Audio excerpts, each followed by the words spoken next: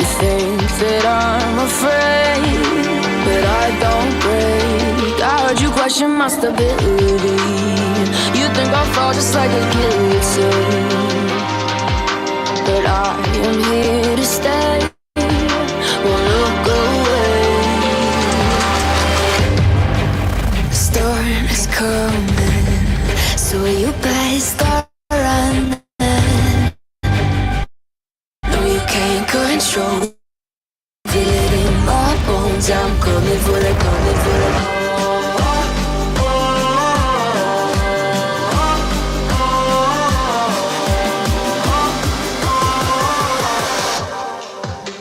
I'm coming for the throne.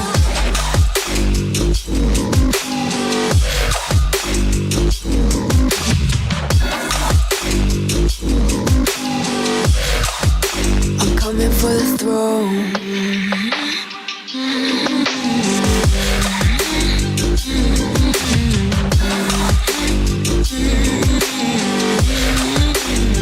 So you wanna be my enemy?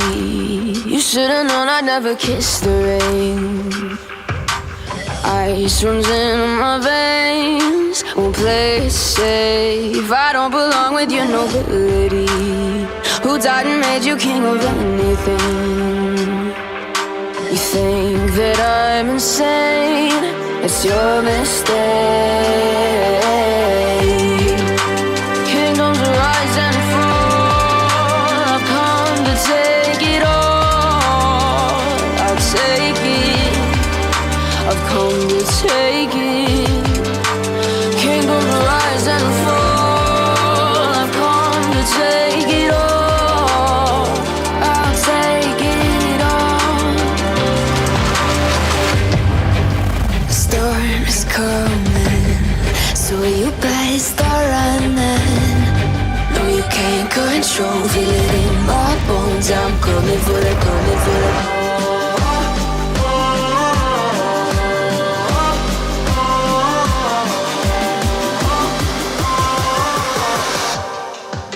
I'm coming for the throne.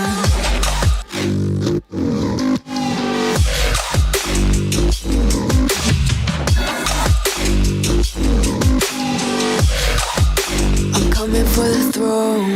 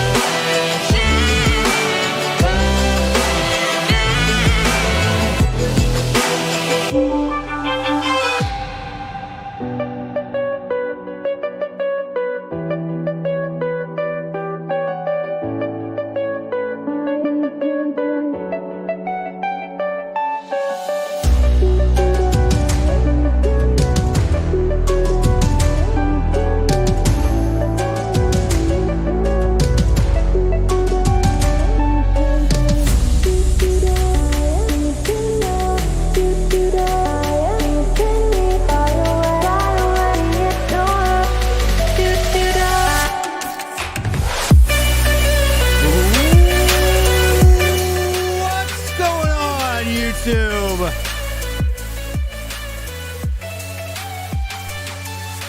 Will Stewart here with probably the greatest late night THFC rants that you've ever seen. Boy, do I have a show for you guys tonight. I do.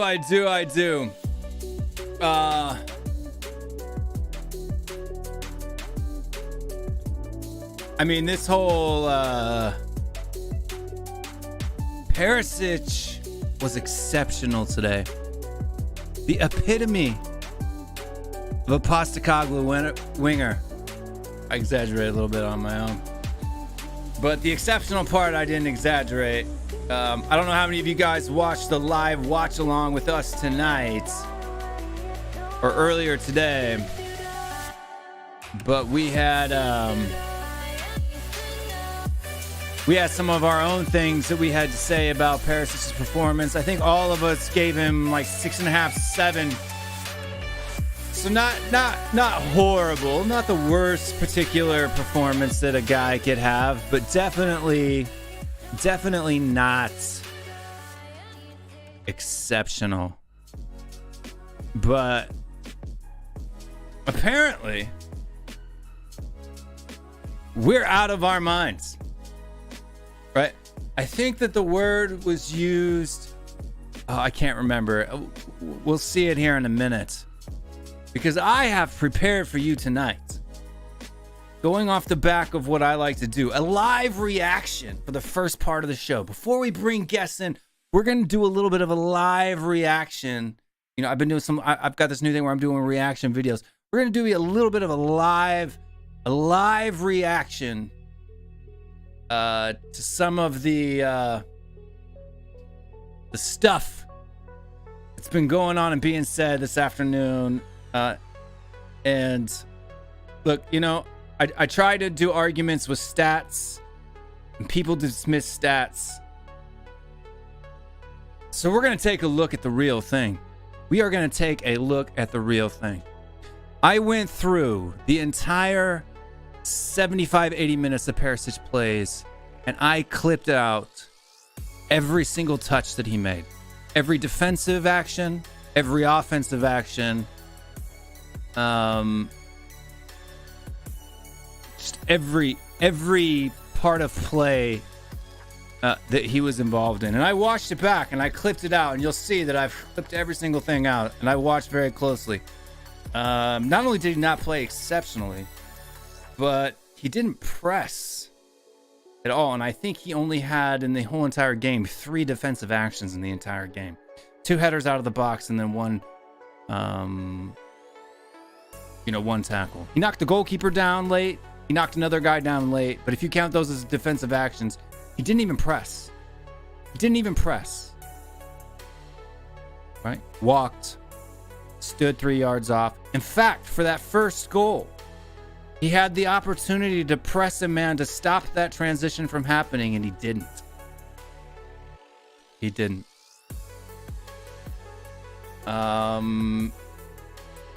So let's get into this, and we're gonna take a look at some of the things that have been said that I've chopped up. You can go ahead and go over to Sav's channel and watch the whole show. But I used this. There was other videos out there throughout the day that were just goofy and silly. But this one took the cake. So we're gonna add this to stream, and we're gonna watch a little bit and listen. Now, granted, this is at like 2 times speed, because I don't want to take a whole lot of time on the rhetoric. But you guys can see this up here, and you're gonna be able to hear it a little bit, and we are going to kind of just react a little bit to, you know, what's going on. So let me turn this background music down while we get into it. So I'm going to be pausing and stopping and talking over the different points that are being made. There's a lot more. There was way too many, ridiculous points in my opinion, to really go through them all. So I've shortened it up. I've clipped it up. If you want a little bit more context, I tried to leave as much context in as possible. But if you want more context, you know where to go. So Savage just thanked me for sending viewers over to his show. He'll get some extra views from this, and I'm sure he'll appreciate that. But let's take a listen. Not about, gunning down players and this, that, and the other, or having any agendas, as I've seen in the chat from some people saying we've got an agenda against Son. It's not, honestly. It's not. He's not playing well. Like, I don't understand the problem. It comes down to who can do the best job for us, all right? You're not going to sit there and tell me, if Solomon's getting 6-7 assists, 3 or 4 goals in the next 8 games, that, he's not going to start over Son. So they basically are saying, about who should start over Son. And Saba made the claim earlier on in this clip that Perisic should start over Son against Brentford, right? And then there were some people in the comments that took issue with that, that had a problem with that, and they decided that they were going to, kind of explain why, right? Let's listen a little bit more. You can't tell me that you're going to start Son over Solomon if he's putting that kind of those kind of performances in, because Son is this great player that got a golden boot and stuff. Yeah, fantastic, he did it, fantastic. But you're going to say Kane, Kane done the same thing as well. Kane's putting these performances in every season. Oh yeah, different. I don't like. What, every season? Kane puts in these performances every season? What about the season that he didn't? He only scored 2 goals till December. Right. When people put Sonny in Kane's bracket, I think that frustrates me no end.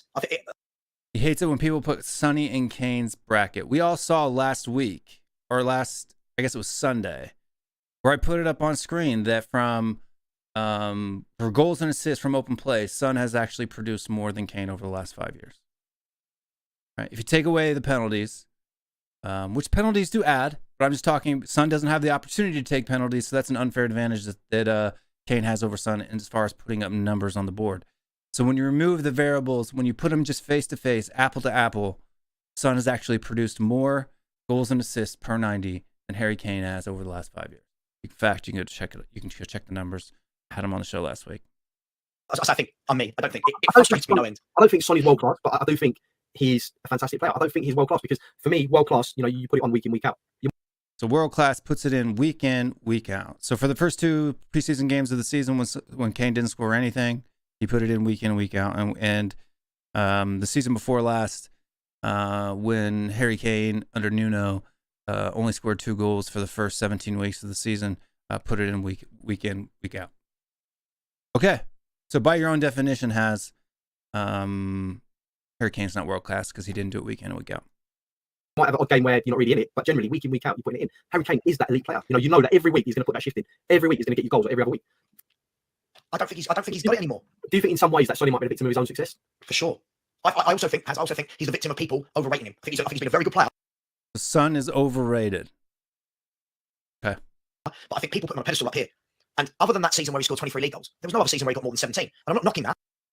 So other than the season that he got Golden Boot, he didn't score more than 17. It's true. And then the year before that, he scored like 15. And the year before that, it was 12 and 10 and 12 and 12 and 10, right? Like, still putting up good numbers here compared to a lot of people. They were good numbers, but not these world-class numbers that so many of our fan base are trying to put. Not Kane numbers, not Mo Salah numbers. He didn't put up Kane numbers, but Kane in the season where Kane only scored 2 goals all the way to December, only scored 17 goals in the year.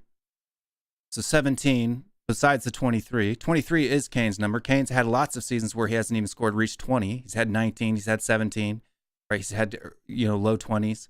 So that season that he put up 23 is Kane numbers.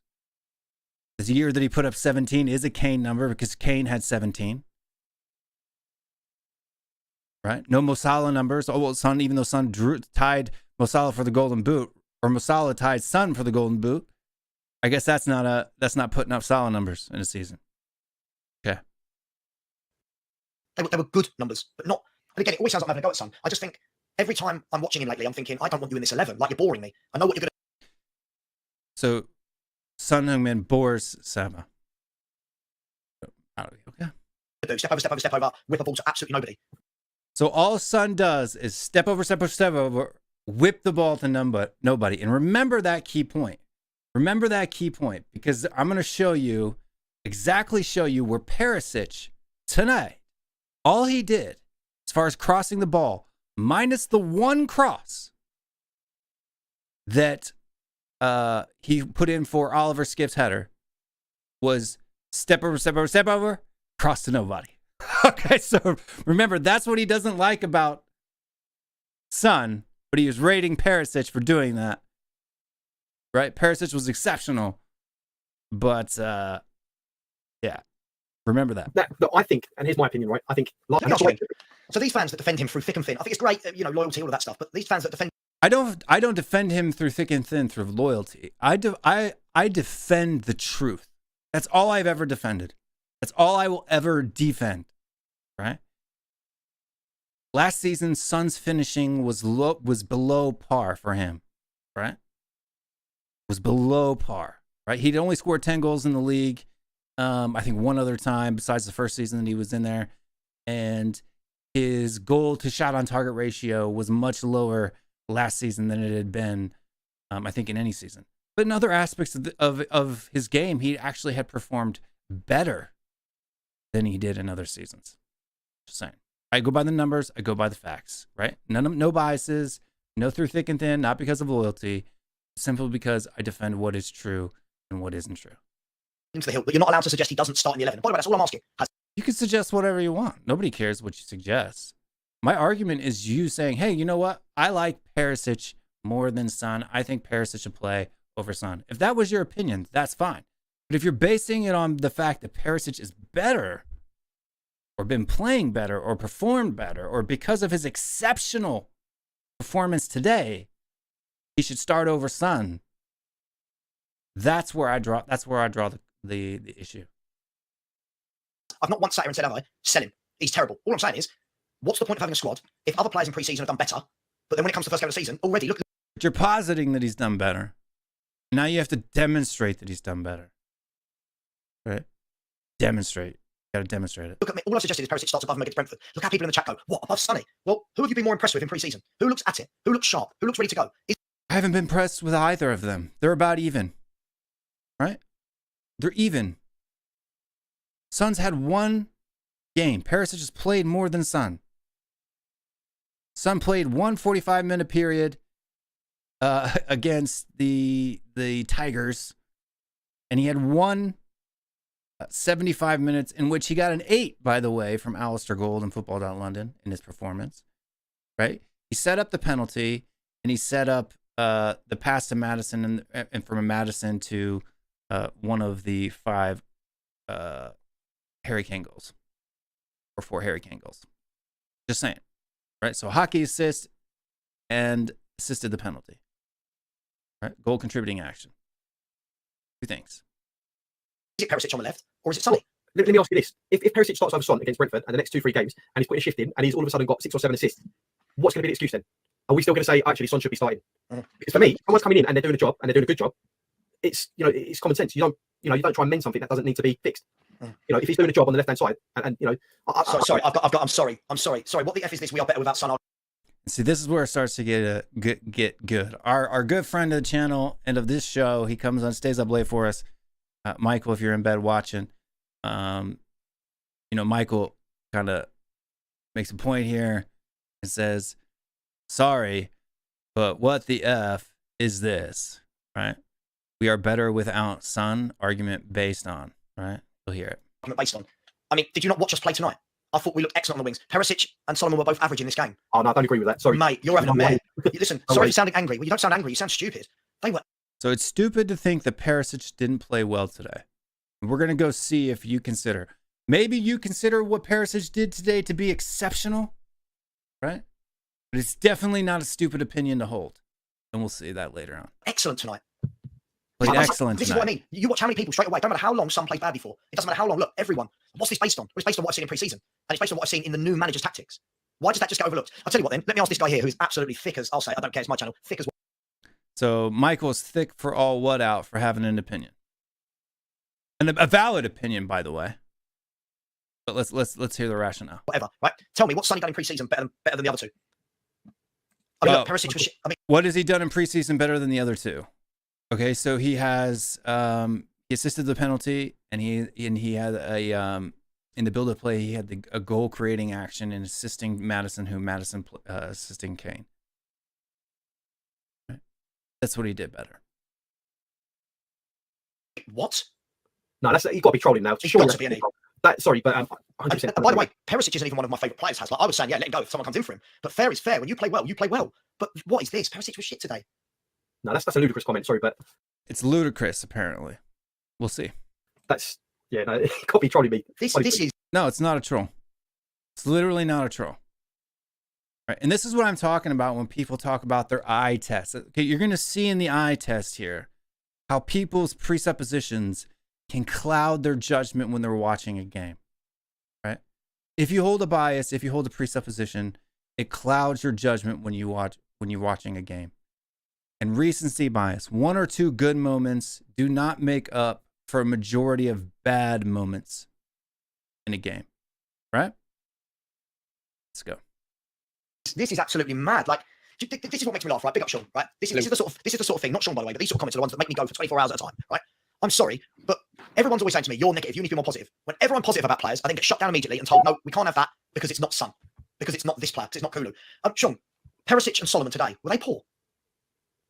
So Sav is under the impression that Solomon was great as well. I don't know. It's even Football.London. Now, Football.London did give Perisic a high rating today, right? They gave him an 8 as well. So at best, if you want to say that Alistair Gold is a more of a, I don't know, less biased person for it, then you could say that Perisic did as, and unfortunately, and this is the reason why I did the clips. One, to also prove a point, but two, because for whatever reason, they didn't record statistics on SofaScore for the game today, right? So there's no evidence that I can provide that way.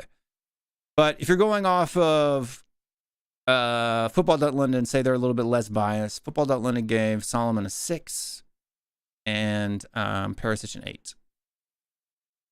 Were they poor? What's the context of the question? I mean, Haz and I thought they had a really good game. Like, Haz and I thought we looked excellent going forward. They were both interlinking really well, both causing their fullbacks problems. And now I'm getting people.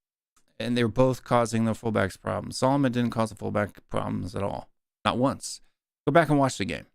Go back and watch the whole game. I'm going to show you clips of Perisic, but go back and watch the clips of Solomon as well.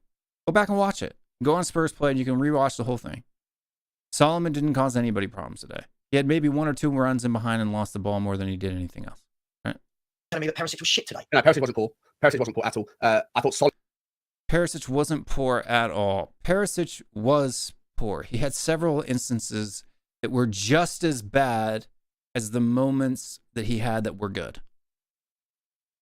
So if you X those out and then you just take the rest of, so if say you have 3 positive attributes in the game and you have 3 negative attributes in the game,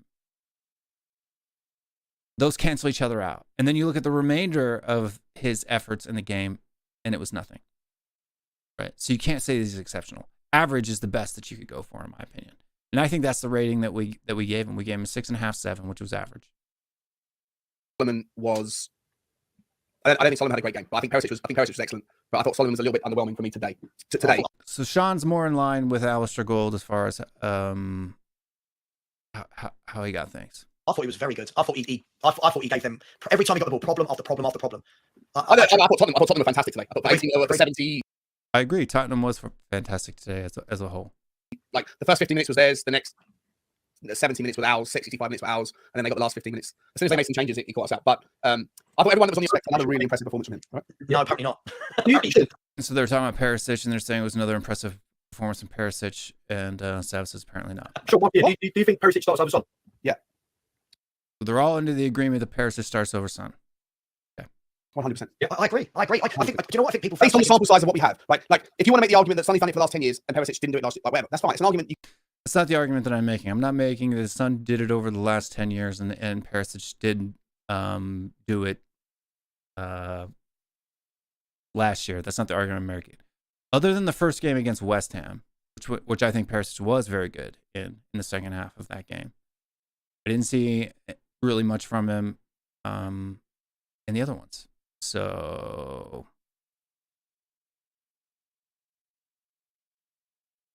And I thought Son played well If that's the one that Postecoglou wants to choose to take, so be it. But we've only seen 270 minutes of Ange ball, and every minute of that Perisic has been a part of, being played in a forward left wing, he's been exceptional. And if you ask the same...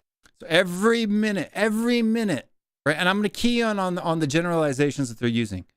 Every minute, every moment that he's been involved, he's been exceptional. Remember that.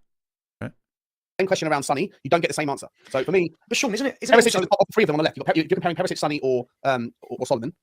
You say Perisic all day long, just on the Ange ball sample size, and then you look on the right hand side and you say Decky or Solomon. I think you say Decky right now. Come on, I don't know. In this system, that's a silly assumption. So in that bit that I clipped out there, then they go on to talk about Decky and how they're arguing whether who's better, Decky or Solomon. But like I said, go watch the whole show. You should have to consider their off the ball output. No, sure. And I think that Perisic has output more off the ball and on the ball than Sonny has. And I think So he's put out more effort on and off the ball.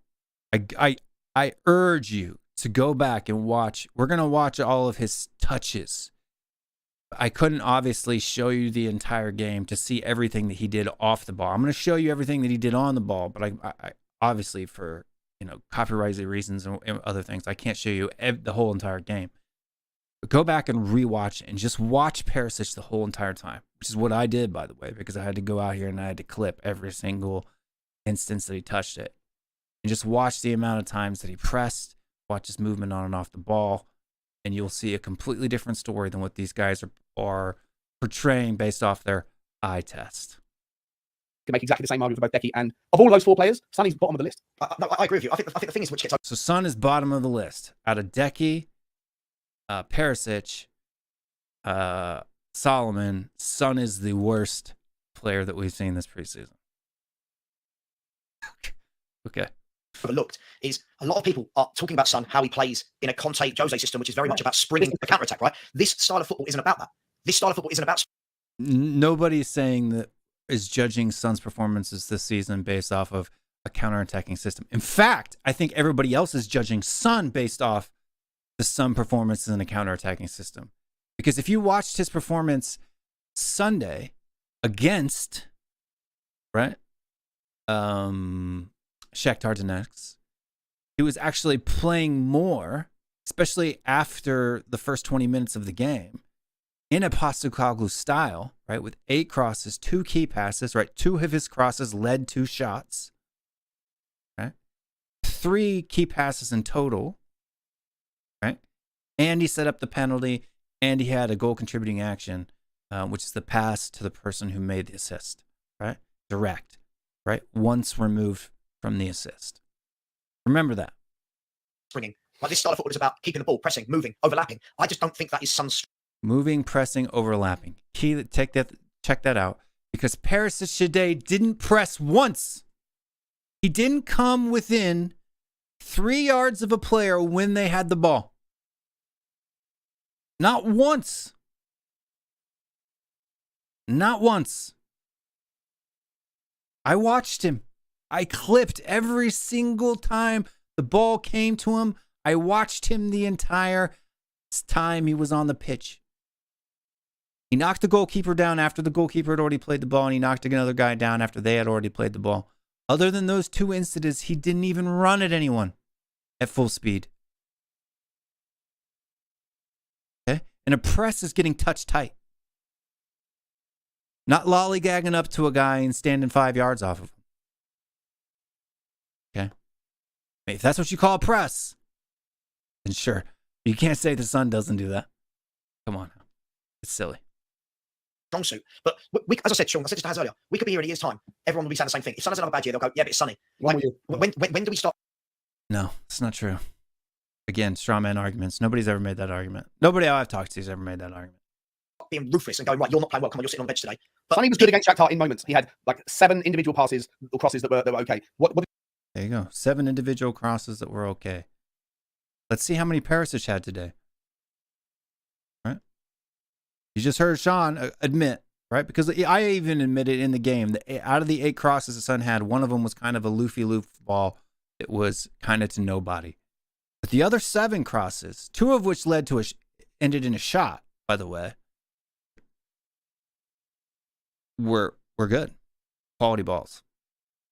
did he do when we lost the ball? Nothing. What did Decky do when he lost the ball? Yeah, He no, got the Decky ball back worked 12 hard, times, yeah. right? So like, if you're making the like cross comparisons, I don't know if Solomon wins the ball back quite as much. I always draw on this. I remember Postecoglou talking when he was playing when he was managing Brisbane, and he said, and I've said it 1,000 times, so I don't want to bore everyone, but he said he was accused of being a one-trick pony, and he said, I'm a one-trick pony if it comes to the formation, right? But what I have is different personnel that have different characteristics, different personality traits, different physical traits, and then when you pick any individual pairings of those players, then you're looking to have different options. So they were just basically going on talking about Postecoglou's tactics and blah blah blah. So I skipped it. Oh, this is my point. This is my point. What is like other people saying Son should fight for it? Like, where is it? I agree. Nothing wrong with this. There's absolutely agree with this. Son can fight for his place. There's nothing wrong with Son fighting for his place. Don't have a problem with it. I just think Son's better. Absolutely. But when you suggest that, people automatically go, you're dropping Son. It's not dropping Son. You're dropping Son when you say Perisic should start over him. That is literally the definition of dropping him. Am I crazy for that? Am I crazy for this? That's what a drop is. When you set somebody on the bench over another person, that is literally the definition of dropping. We've got other players that can play there as well. Those same fans are the same fans, right? Not this guy, but I agree with Abe. Those same fans saying you can't drop Son are the same fans now using his injury, right, last season as the reason why it wasn't good. Nobody's using his injury as the reason why it wasn't good. I'm not making excuses. He did what he did. He performed on it. Why he performed that way is irrelevant for me, right? He only scored 10 goals, right? His goal to shot on target ratio was low, right? The other aspects of his game, dropping back, defending, and all of that, were actually better numbers than he had in a long time. In fact, some of his numbers for the rest of the type of a play, possession, defending, those types of statistics were actually even higher than they were the year before that when he scored 23. And you can just go look those numbers up, right? Right. Well, hang on. What if we had a player like? We could have played Perisic. Conte could have played Perisic in that some position last year that didn't. He could have given Danjuma. But Sonny offers something, mate, that Decky doesn't, which is a purity of finish. Sonny offers something that Solomon doesn't, right? Which is experience and and a different side. All I'm saying is like there shouldn't be someone amongst that front six. There shouldn't be anybody that just guaranteed their spot. So what we're gonna watch now is all of Perisic's touches, right? And I'm gonna pause in between each one, and I'm gonna give commentaries. So just so you guys know that Perisic, all of Perisic's touches on the ball were less than 4 minutes. Right, there's less than 4 minutes here. So here we got in the first half, Perisic's first touch of the game, and you're gonna watch the ball come in and watch what he does.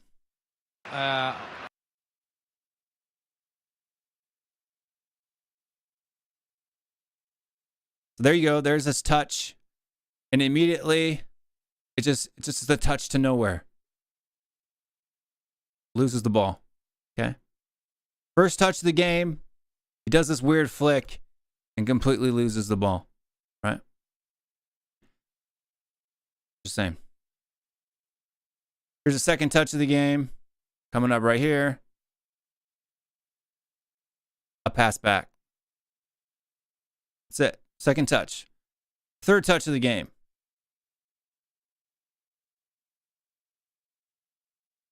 This isn't even a touch. You see him chase and play people down a little bit, and see right here, he doesn't get touched tight, and then they score a goal. Right, that's where the third goal comes from, because Perisic didn't actually press. That was his fourth touch of the game, just a ball into the midfield. Here's a little flick on to Reguilon that was pretty good. Decent flick on to Reguilon. Reguilon wastes the pass. Next one, step over, cross to nobody. Remember that? Remember that when Sava said it? Step over. All Son does, he's so predictable. All he does is step over, cross to nobody. Let's watch the next one. Oh, that's a minor Solomon falling over. All right, so Perisic right there plays the ball into Lo Celso, who plays the ball into Richarlison, and Richarlison kicks it out of bounds. Next Perisic's touch, a pass back. That's it. Next Perisic's touch. Brings the ball down, crosses it in, gives the ball away. That was a great cross. But how many crosses have we seen from Perisic so far? One that went out of bounds. Next touch from Perisic here. It's coming in, and he switches the play. That's it. Not another cross. That's it. It's a little flick in the midfield. Next touch for Perisic. There's a good little straight ball to Reguilon, who then passes it in, bounces off the post. Okay, that's not even a hockey assist. He was 4 or 5 touches away, removed from the goal. If he was part of the buildup, yes, but a straight ball into Reguilon, who's overlapping, if that's amazing, if that's exceptional, awesome. But that's a positive thing, right? Not knocking him for that, but it's nothing exceptional. Okay. There was another Perisic touch. He flicks the ball in aimlessly, not even looking at anybody, and loses the ball. Next touch from Perisic. Dribble, dribble, step over. Cross to nobody.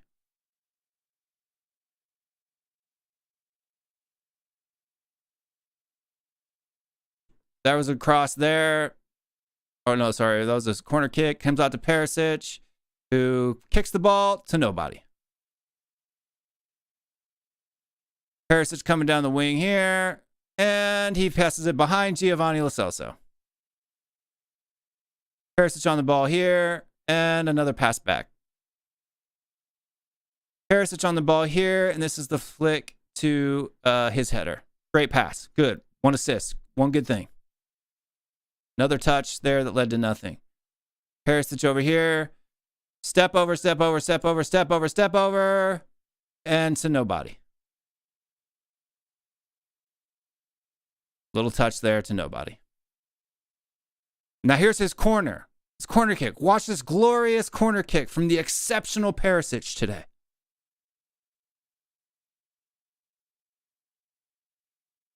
Never even came into the field to play. Great job. Good job. Another little flick into midfield. It did nothing. Another flick into midfield that did nothing. A header. A flick into midfield. Okay, over here on the right-hand side. Good ball into Reguilon there, but it went out of bounds. Little flick back. Another touch out here on the far left side. Step over. Plays it back. Touch here. Little flick into nobody. Gave the ball away. Ball comes out to Perisic again. Perisic here. Does a little like fake. And cross to nobody. Perisic again. Takes a little bump. That's a good bump. Win the ball back. That's a defensive action to ground duel. 1 ground duel we've seen so far. And a cross to nobody. And another cross to nobody. And a defensive header. So we've got 2 defensive actions now, 1 assist, and a bunch of crosses to nobody. Another defensive header. And a foul. And a little touch that went to nobody and gave the ball away. That's it. That's every single touch that Perisic had. Every single touch that Perisic had. Did that look exceptional to you guys in the chat? Let me know. Put a 1 in the chat. Put a thumbs up in the chat. Go to your emojis. Put a thumbs up in the chat if you thought that was exceptional. 1 assist. And 1 decent flick to Reguilon that Reguilon then made an amazing cross. Right? Finding Lo Celso. Lo Celso puts it off the post, and that post hits to Skip's first goal. 1 or 2 other good straight balls into Reguilon. So even his completed passing accuracy was non-existent. Yeah. Are you serious, Joe Linton? Tell me, Joe Linton, what about that was exceptional for you?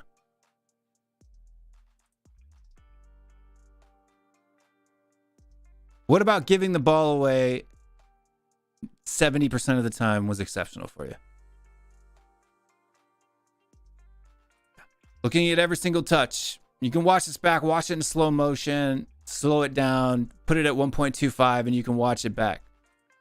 What passes were exceptional, Joe? Which ones? We just watched them all. Which ones were exceptional? The ones that went to nobody or the 3 that actually hit a target?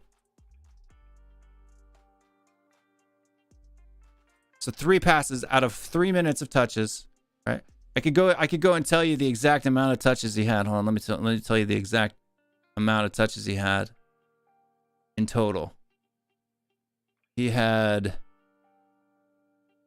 he had 1, 2, 3, 4, 5, 6, 7, 8, 9, 10, 11, 12, 13, 14, 15, 16, 17, 18, 19, 20, 21, 22, 23, 24, 25, 26, 27, 28, 29, 30, 31, 32, 33, 34, 35, 36, 37, 38, 39, 40, 41, 42. 42 touches today. And only 3 or 4 of those touches were led to anything positive. Bravery to pass, very brave. Excellent. He had the bravery to pass, very brave. That's exceptional. The corner that completely went out of play. The multiple times where he did step over, step over, step over, step over, and then gave the ball away. All of those things were exceptional because of the bravery to pass the very brave. Got it. Okay. I got it. Great job. Great job. The pass to Lo Celso was exceptional. Which pass to Lo Celso? He didn't pass the ball to Lo Celso.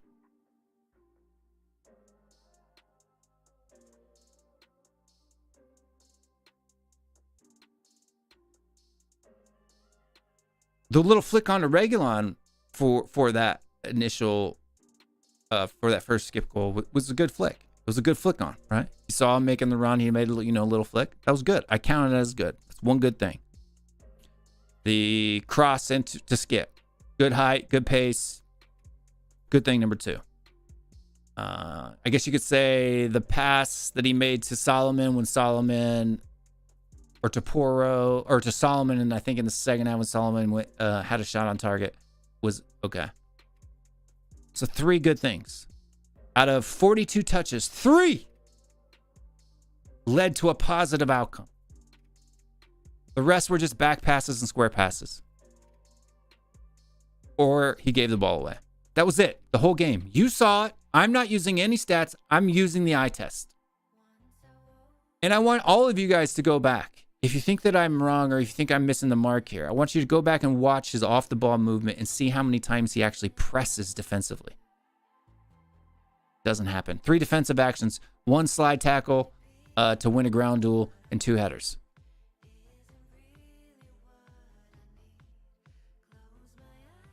That's it. That's it.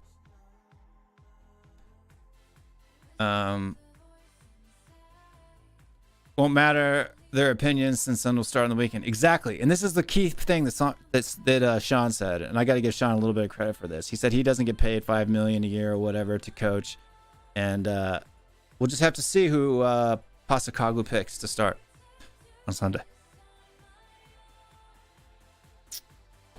Because it's his point, not ours. But if you thought that display from Perisic, which is every single touch, check me. Go back and watch the whole game and see if I got them all. And this isn't even about being Team Sunny or not being Team Sunny. This is about, for one, shitting on stats. He goes on this whole thing about, do I need stats? He asks Haz, do you know what Perisic's stats were today? And Haz is like, no, I don't know at all. And he's like, I don't need stats to tell me that Perisic played exceptional. Right? That he was beating the man, that he was making crosses in, that he was linking up play, that he was pressing. Didn't press. Didn't press the whole game. Didn't get touch tight to anybody less than a handful of times. One hand. You can count the number of times he got touch tight to a man on one hand.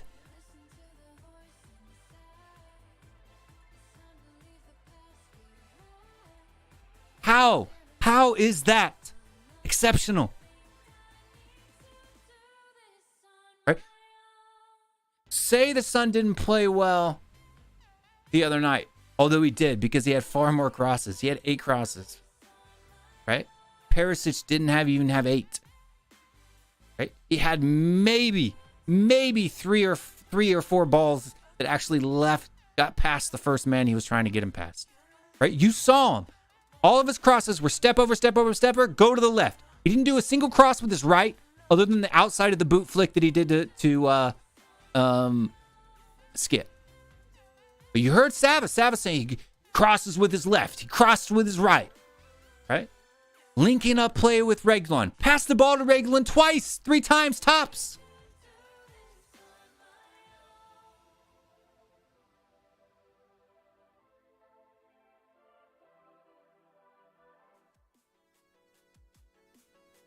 I guess you're late to the show. Sava, son, has lots of people.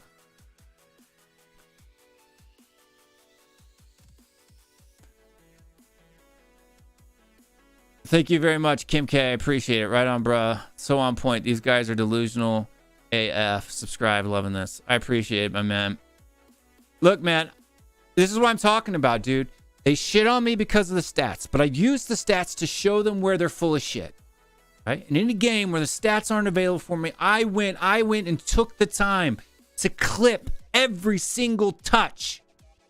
And if you think that performance was exceptional for a winger,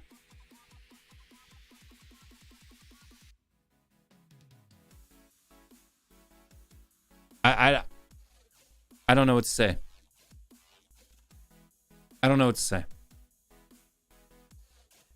Right. Put your money where your mouth is, folks. Put your money where your mouth is. Right? You can say I'm a dick, say I'm a prick for calling people out. Whatever you want. But I'm accurate. I don't waffle. I don't chest shit. My opinions aren't stupid or full of crap. They're honest, rational opinions. And I back them up with stats, or I back them up with actual evidence of playing the exact touches. Right? And I'm gonna upload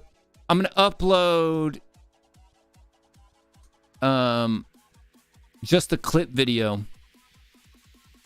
Just the clips. All the touches. Not to YouTube, obviously, because that'll get taken down real quick. But I'm gonna upload them online, and if you want them, I'll send you a link. They'll be unlisted. So that they won't be public, but if you want them on a link, separated out. I'll clip this segment of the show out so that you guys can see all of the touches. Yeah, 100%. Let Sava prove his opinion based on those clips. That's my challenge to you, Sava. I know you'll watch this. I know that you'll get upset that I called you out. But you were spending the whole time calling people out in the chat, calling people out. You weren't mentioning names or anything like that. I just wish you would mention my name. Look, it's nothing personal. I don't think you're a bad human being because you got this one wrong. Right? It's just that you were wrong. You were wrong. What you said was not accurate. Right? If you think, I'd love to hear your argument as to why this game, not the others, this game was an exceptional performance from Ivan Perisic. I'd love to hear your rationale. Please do a reaction video to this reaction video. But it is what it is, man. We got a Spurs fan here, £20, some money towards the fundraiser for the protest as you guys can't keep paying yourselves. FBR, a protest as you guys. I'm not 100% sure what that means, but we appreciate that very much. And live from the UFC Apex in Las Vegas, Nevada. Big up, C. Sherman. Nice fish too. That's right. You can be a dick and still be correct. That's right. I agree. You're right. Paceful was wasteful and often failed to control the ball, trying clever flicks which mostly failed, giving the ball away. Ainge would not be happy. I agree. Like I said, out of the 42 touches, maybe it's generous to say 5 were positive. Right? The rest of them were square or backwards or losing possession. 5 progressive passes in the entire game. If 5 out of 42 is exceptional, fuck me, I'm done. I don't know how to be a football YouTube pundit if 5 progressive passes out of 42 touches is exceptional.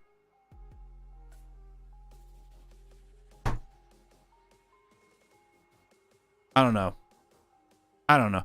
Link's going into the chat, folks, if it's not there already. I can't remember if I pinned it or not.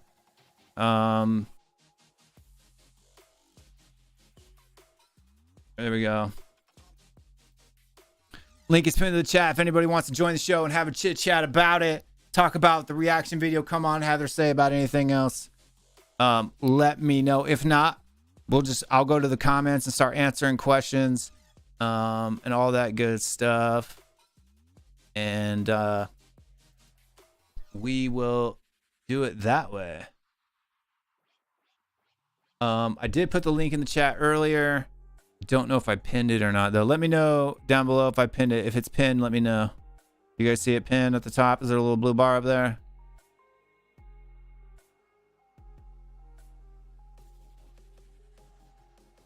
Yeah, look, if the vitriol was... Look, I got no problem with criticism that's accurate. I got no problem with criticism that is accurate. None at all. It's the lies I have a problem with. Right? And then it's the slander, right? There's people who base things off statistics are somehow stupid, that it ruins football. That football is we don't watch the game by statistics. Who watches the game by statistics? Nobody. We all watch the game with our eyes. I only use the statistics to argue a point because the data doesn't lie. The data does not lie. It is what it is. You can't change it. You can't harm it. You can't do anything about it. The data is just the data.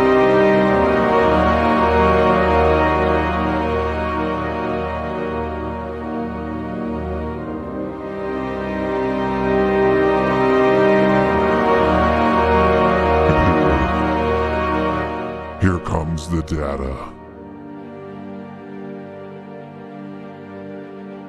The one, the only, C Cubed is in the house. Hi. Did I mud the wrong ends tonight, C Cubed?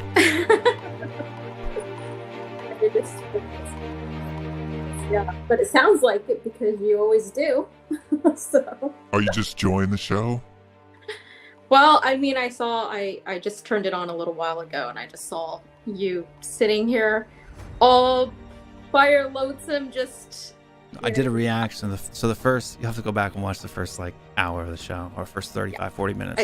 I just saw all this, yelling about Sun, and all everybody on the chat is talking about Sun, and I was like, oh, here we are. The season hasn't even started yet. The season hasn't even started. And they're already trying to bench him. It's true. Did you know, Cube, that you can watch a game on spreadsheets? I'm a pro at watching a football match on spreadsheets. But no, what I did was I actually went through and I clipped out segments of Savage Show today. And they were saying that Perisic was absolutely exceptional today. And he should start over Sun. And that he should start over Sun. And Sun was crap the other day against Shakhtar Donetsk. And Perisic was exceptional today against Barcelona. So I literally went through the entire 75, 80 minutes he was doing, and I clipped out every single touch. 42 touches that lasted less than 34 minutes. And I literally played them on air, right? Clipped out every single one because he had one good pass to Skip for the assist. One good flick onto Reguilon that about 4 touches later ended up in a goal.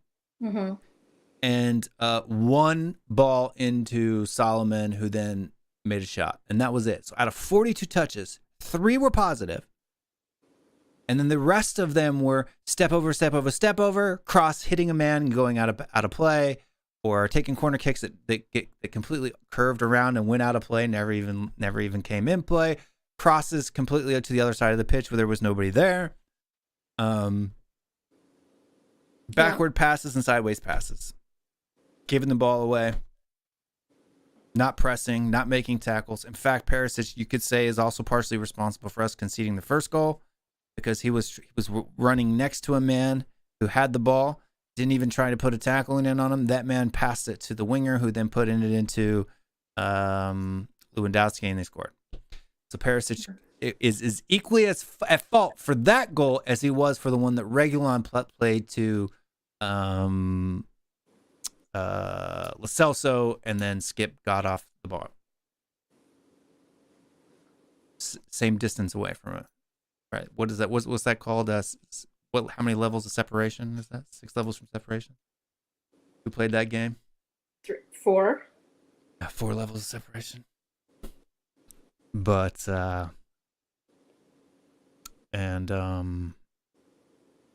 Well, I mean, obviously you have all the stats and you're so detailed, but I didn't use a single stat. I was like, I mean, in all of those play-by-plays, but to me, I feel like it doesn't really matter how good Perisic played or Solomon played in a preseason game.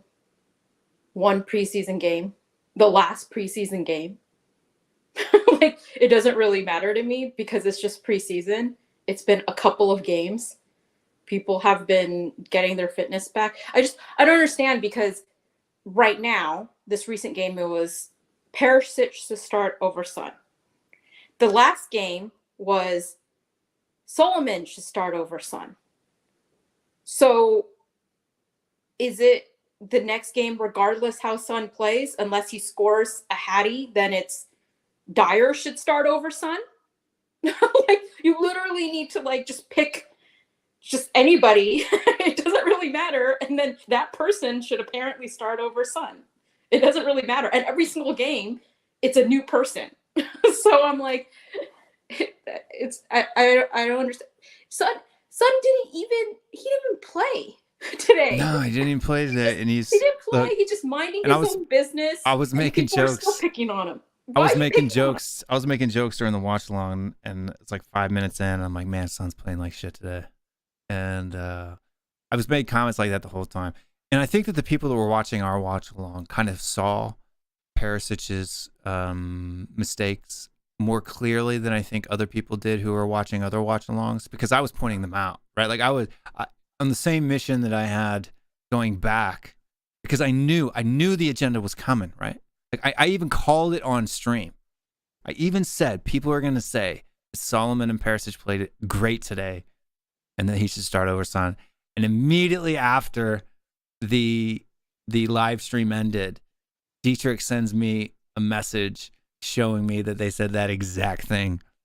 And so that's when I tell you what, I watched Sava's 2-hour show or whatever, unfortunately, and at 2x speed, so it only took me an hour. And then I literally went through, watched the entire game back, clipped it. Luckily, I have pretty good tech, so it was pretty easy. I just have a little push button here, and as soon as the ball was about to go to Perisic, I hit record and then hit stop, hit record and hit stop, and it chopped it up into each individual clip.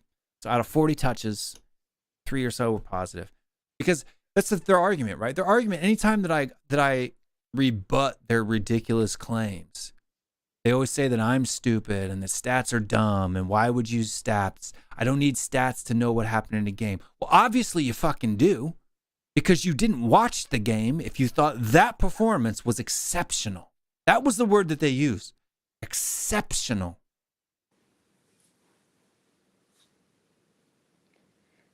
Yeah.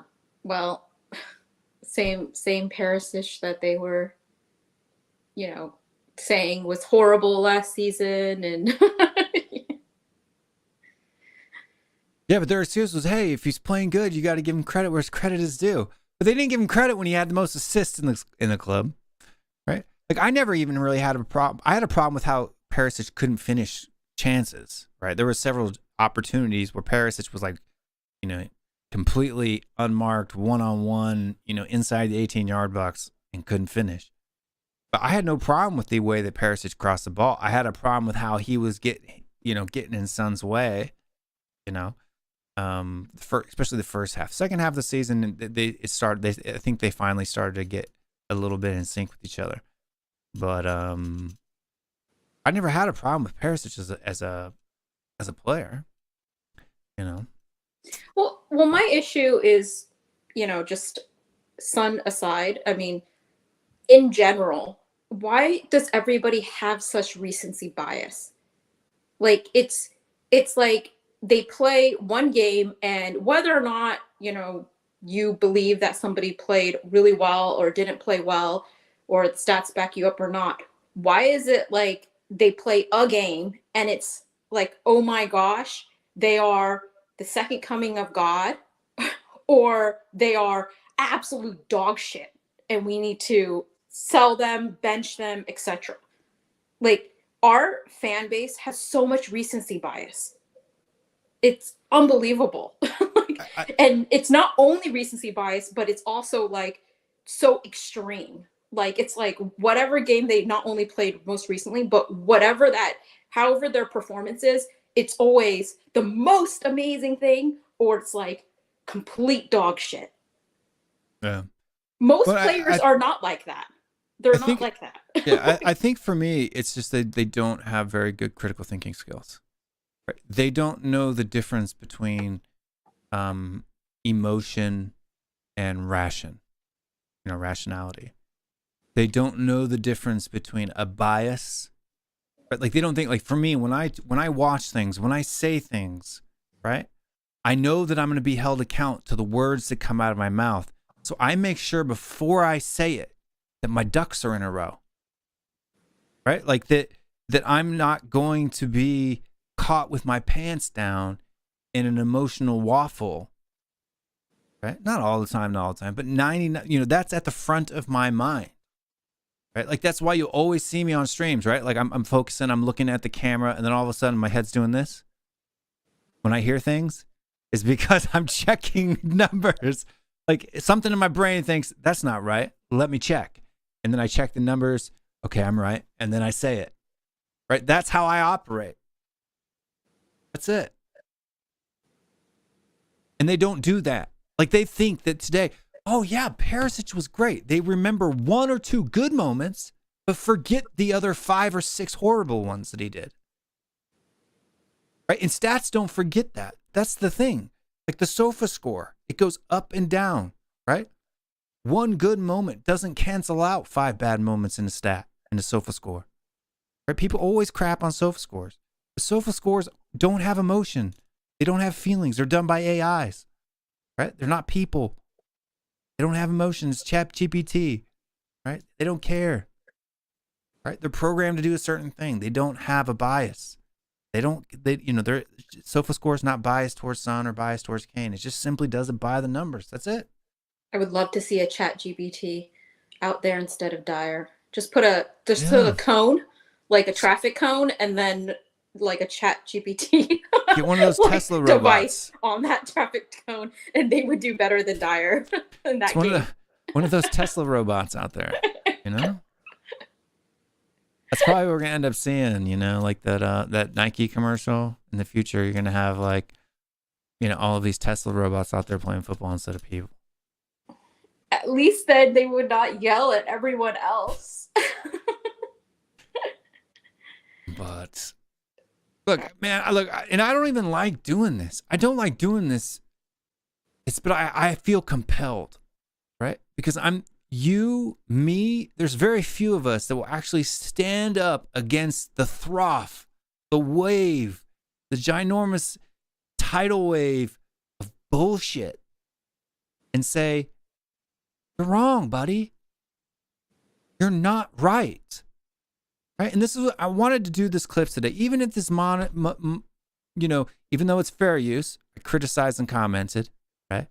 So they can try to ding me on it, but I'm gonna win because that's U.S. law and I'm an American, motherfuckers.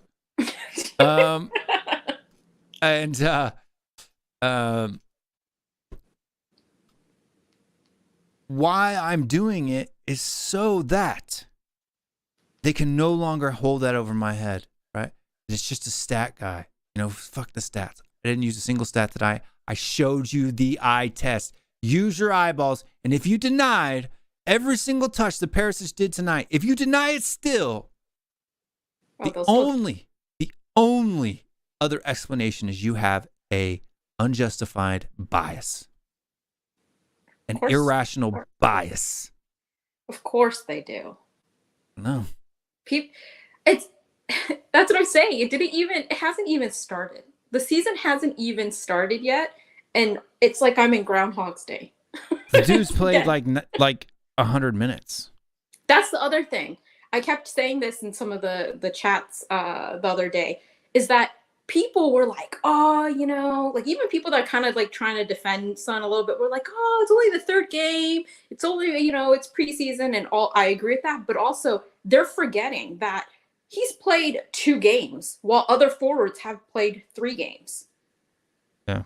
And now some of the forwards have played 4 games. So he didn't play the first game, against West Ham. He was sat out because he joined preseason training later, coming back from injury. So if you are judging someone whether or not they should start or be on the bench based off of their first 2 games, then what should people say that Richie should start over Kane? Because in the first 2 games that they played, then each of them played, Richie scored a hat trick and Kane scored 1 pen. Yep. Kane didn't have that, that 4 goal, goal game until the last game. Yeah. That was the only goal he had was from a pen. Yeah. Richie had a hat trick against the whatchamacallits. But even in the game that Son played against the Tigers or whatever for a little bit, I think he had like either an assist or some hockey assist. I can't remember. But that's the problem with it. A lot of these, they don't have the statistics up for him. So like it's hard to see. Like they're comparing in their mind. They're like, oh, Son's been shit, whatever. I was like, they're comparing apples and oranges. Could at least see, that's the thing. At least be fair. Like my issue is like people keep on being like, oh, you're a Son fan, you're da-da-da. And yes, I have to admit there is a level of bias because we all have a level of bias. Every single person has a level of bias to them. If they say that they don't, then they're full of shit because everyone is biased. It's just human nature. That being said, just be fair. Judge them on the same level. You're judging Sonny on the first 2 games and coming into pre-season training later than everyone else and coming off of an injury versus how many games and how many minutes that he didn't even play bad though against Kane, Shakhtar Donetsk. That's the problem. Like all of them have played. But see, that's fine. I mean, like I'm sure there's layers and layers of reasons he hasn't had enough minutes. The problem is he didn't play bad. He didn't actually he hasn't play even played bad. He hasn't even played badly. He just hasn't scored. That's the thing. He's just because he hasn't scored, even if he was involved in the build-up play for the goal that played into Madison, that played into Kane, even though all that happened, just because he hasn't scored like a Hattie, then therefore he's shit. That's what happens all the time. Unless he scores a hat trick, people are always trying to bench him.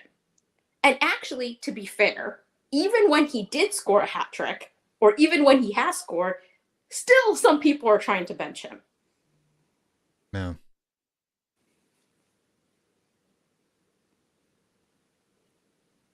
I mean, you can't have it you also can't have it both ways. Where I remember last season, it was like people were like, "Oh, it matters more when you talk about, well, he's the Golden Boot winner most recent season, and he's been good for us for years." And people were like, "Oh, it doesn't really matter. It's how well you're playing right now." And you're like, "Okay, fine, whatever. If that's what they want to stand by," which doesn't make sense, but sure, if that's what they want to stand by. And then once towards the later part of the season, when Sonny did start scoring goals, then they were like, "Oh, but it doesn't really matter whether or not he's scoring right now." Yeah.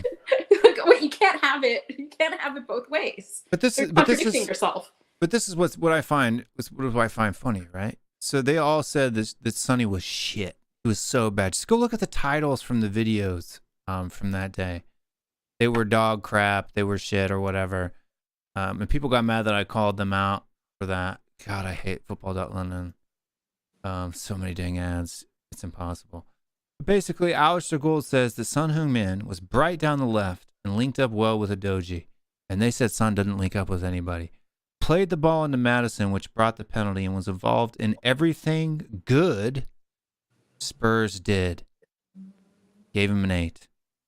But no, he was shit. Right? SofaScore gave him a 7.3, and he didn't have a goal or assist. Right? So I just don't know how to agree with him in any manner whatsoever. The Son was horrible.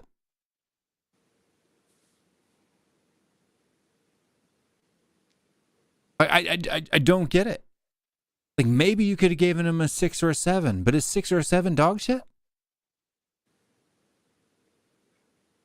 It's average at best, is it not? I don't know. Did you talk about the other players? Because basically, for tonight, once again, Son didn't play, and people are picking on him even though he didn't even play. Which, by the way, that annoys me in itself. Like, why did you bring him to Barcelona if you weren't going to play him at all? It's like, it's annoying. They do some training sessions, beforehand and stuff like that. Still annoying. I don't know if the guys that were back in London at the time were doing training sessions or not. And there's a possibility that maybe he thought he was going to play him and then didn't. You know what I mean? Like, maybe he didn't select his actual, yeah,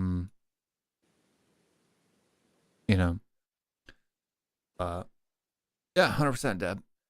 Yeah, we know. I know that, but apparently they don't know that. You know what I mean? Because Son had 3 key passes that game. That means he had 3 passes that led to a shot. He had 8 crosses, 2 of them which reached their target, 2 of them which led to a shot. Right? Perisic had 1 successful cross today. And maybe 2, 3, 4, 5, 6 crosses in total. And if you even count those crosses, because technically a cross is from outside the box, not inside it.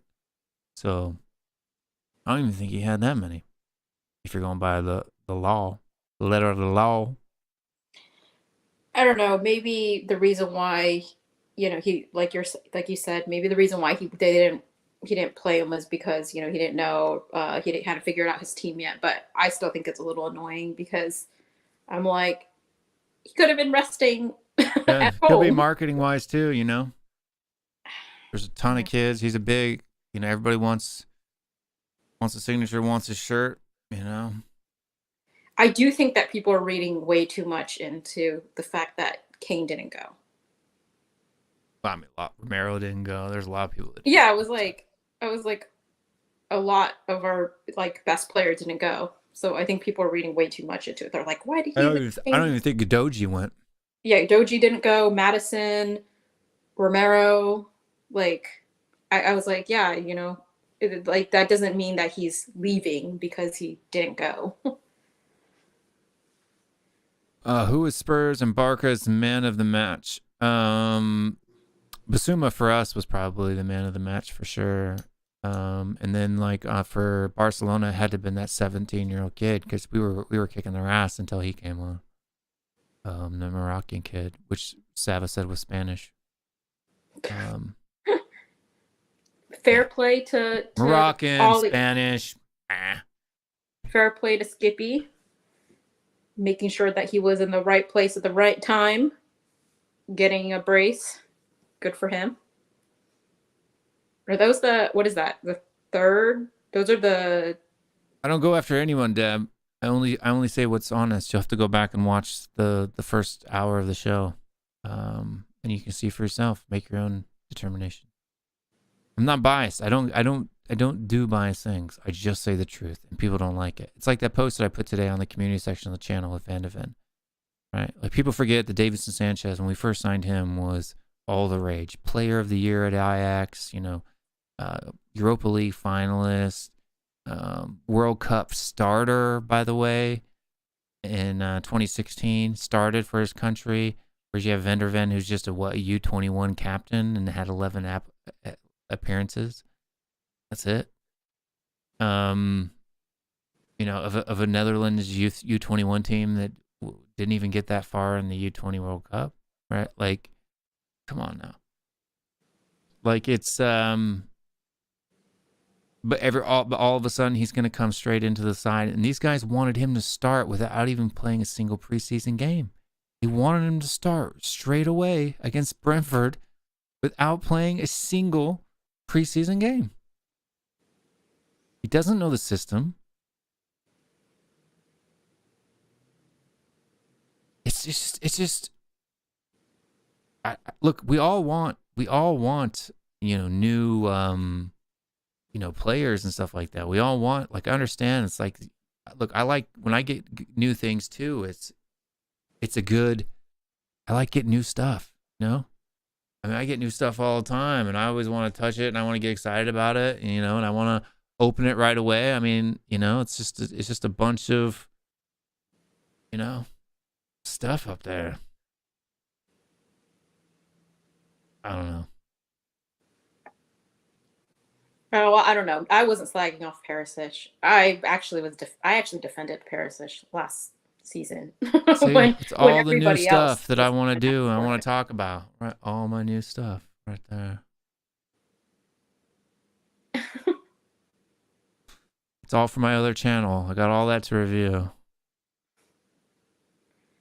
You have yet to do a tank top rating. Tank top. I got some tank tops. I could do a tank top rating. In fact, my 15-year-old son you did the sunglasses. You did the watches. Where's the tank top?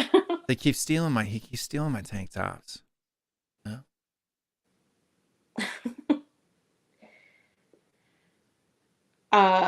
Who's the worst person? Let's be negative. Who's the worst? We don't do enough who's of that, the worst apparently. person today? For me, I can't remember what I said earlier in the day. I think Dyer, I gave the lowest rating. Who else did I give a really low rating? See, this is the thing about Dyer, and I know everybody is picking on Dyer all the time, deservedly, to be fair. But when you actually watch some of the goals, you feel like people were saying, like, oh, Reggie got skinned here, at the very end, or, Poro, people were kind of going in behind Poro and everything.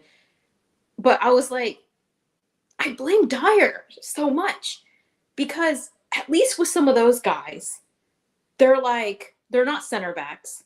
At least they have some part of their game that's better, like they're better going forward. Dyer has neither.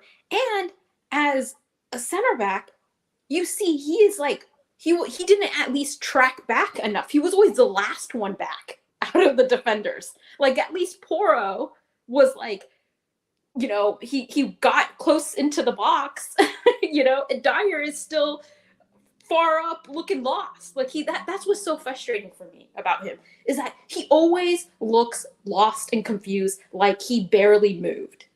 Like, even with Sanchez, you feel like Sanchez sometimes, like, he looks like he tried to block, or Davies tried to block or tried to run back. Dyer looks confused. Like, he looks like he's not even trying. It's so frustrating. Yeah, like, that's the thing with me, because Dyer, like, he played that guy on sides, and then when the ball came over to him, he saw the ball come in and just doesn't even make an attempt to tackle. And it's like, dude, like, if you're going to let the guy score anyway, you might as well just, get a pen, right? Like, Come on. And he turns his back. Oh, I hate it. He turns his back. They're gonna shoot, and Every he turns shot. his back to the ball. Like you're just like Every try. single time. Just Try. say. But It's Jeb so wants to know what infuriating. my favorite is. Right now, my favorite is probably Verlonidium Le Homme Adial Versace Eros Parfum Eau de Parfum Spice Bomb Extreme. Those are my favorites right now. But Vicario's people. So they're saying Vicario was worrying. You know, I think Vicario was worrying. Vicario, he did make a couple of really good saves. I will say that, but his issue is his recovery.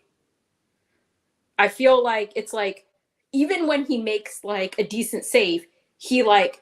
I think he's decent at making saves, but Yeah. decision making other places, like him, you know, that ball was, he literally had to reach his arm around the post Yeah. to make us. It's like, dude, like if the bar is behind your arm and your arm is behind the touchline, you don't need to touch the ball. Like I understand maybe putting your hand on the post, right? Yeah. Like say, you know, you're guarding that post near, but when you're like reaching a good half a yard in front of the post, like you don't need to touch it, bro. And then like coming out to get that ball, if he would have waited one bounce later, because Lewandowski was already pulling up. Lewandowski wasn't going to take him out. Just wait a half bounce later and catch the ball instead of heading it right back into danger. Or head it to the sideline, right? To the touchline. Why you got to head it straight in front of you? Head it to the side, right? There was nobody over there. Like you look, like people, it's almost like he doesn't scan the field before he makes a decision. And he always makes a decision. He either comes out late or he comes out early, or, you know. It's like he'll make like a good save block or whatever, but then what happens is like he won't grab the ball and he'll like slip and stumble, like trying to like hang on to the ball. And people act like he's super young. He's not. He's 25, 26, man. He's only a year younger than David Raya is.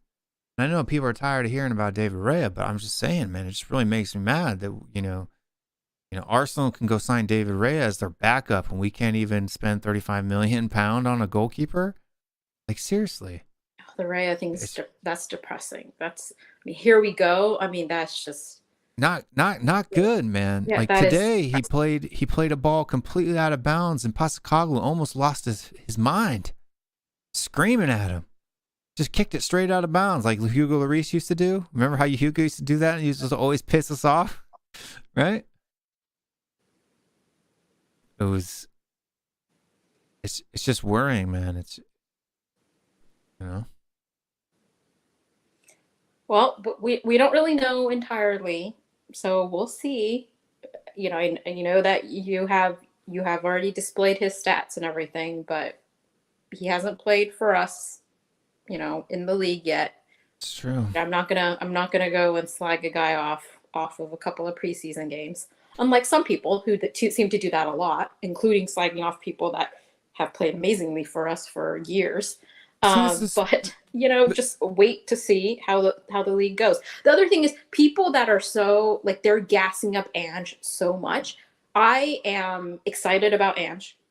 I do think that the football looks more entertaining. Sure, I think that we look like we're playing some good football. Sure, but people are gassing up Ange so much, like, oh, he's so much better than Conte. It was just awful under Conte. Ange is the best. He's amazing. I was like, come on, man. Let's back our manager. But like, we don't need to slag off a former manager who it was completely not his fault that what happened. You know, I mean, what could he have done better about certain things? But yeah, sure. But it's not like he's the real issue here about why our players were shit, you know, because have they forgotten? They're like, Conte sucks, all this different stuff. I was like, did you forget that you were singing his name, you know, in the North London Derby when we battered Arsenal with the biggest goal difference that we've had in a North London Derby in ages? Like, you weren't complaining about Conte when that happened. And then Ange has, a couple of preseason games. like we lost 2 of them, by the way. So he had a couple of preseason games. He has yet to have a game with us or even in general in the league, to start. And we're already like, oh, Ange so much better than Conte. He hasn't done anything for us yet. Let's get behind him. Let's support him. But he hasn't done anything for us yet. Why are you already saying he's so much better than Conte? He's so much better than Jose. He hasn't done anything for us yet. Well, I think they're just excited about the style of play, and I am too, man. Like, look, I'm happy with this way that we're playing football, right? As long as we win games. But that's my point. It's like I said, I think that it's exciting too, and I'm looking forward to seeing more Ange ball. But that doesn't equate to he was better. Yeah, when it was a couple of games, it's a couple of games. And by the way, games we lost. And but I'm not gonna count those against him either because those are just preseason. Yeah, but for me, it's like, the style of football is great. Like, it's good to see that. It's like, okay, it's preseason, right? So I'm taking it with a positive mindset, with a rationale. They're changing, they're learning, right? When the season starts on Sunday,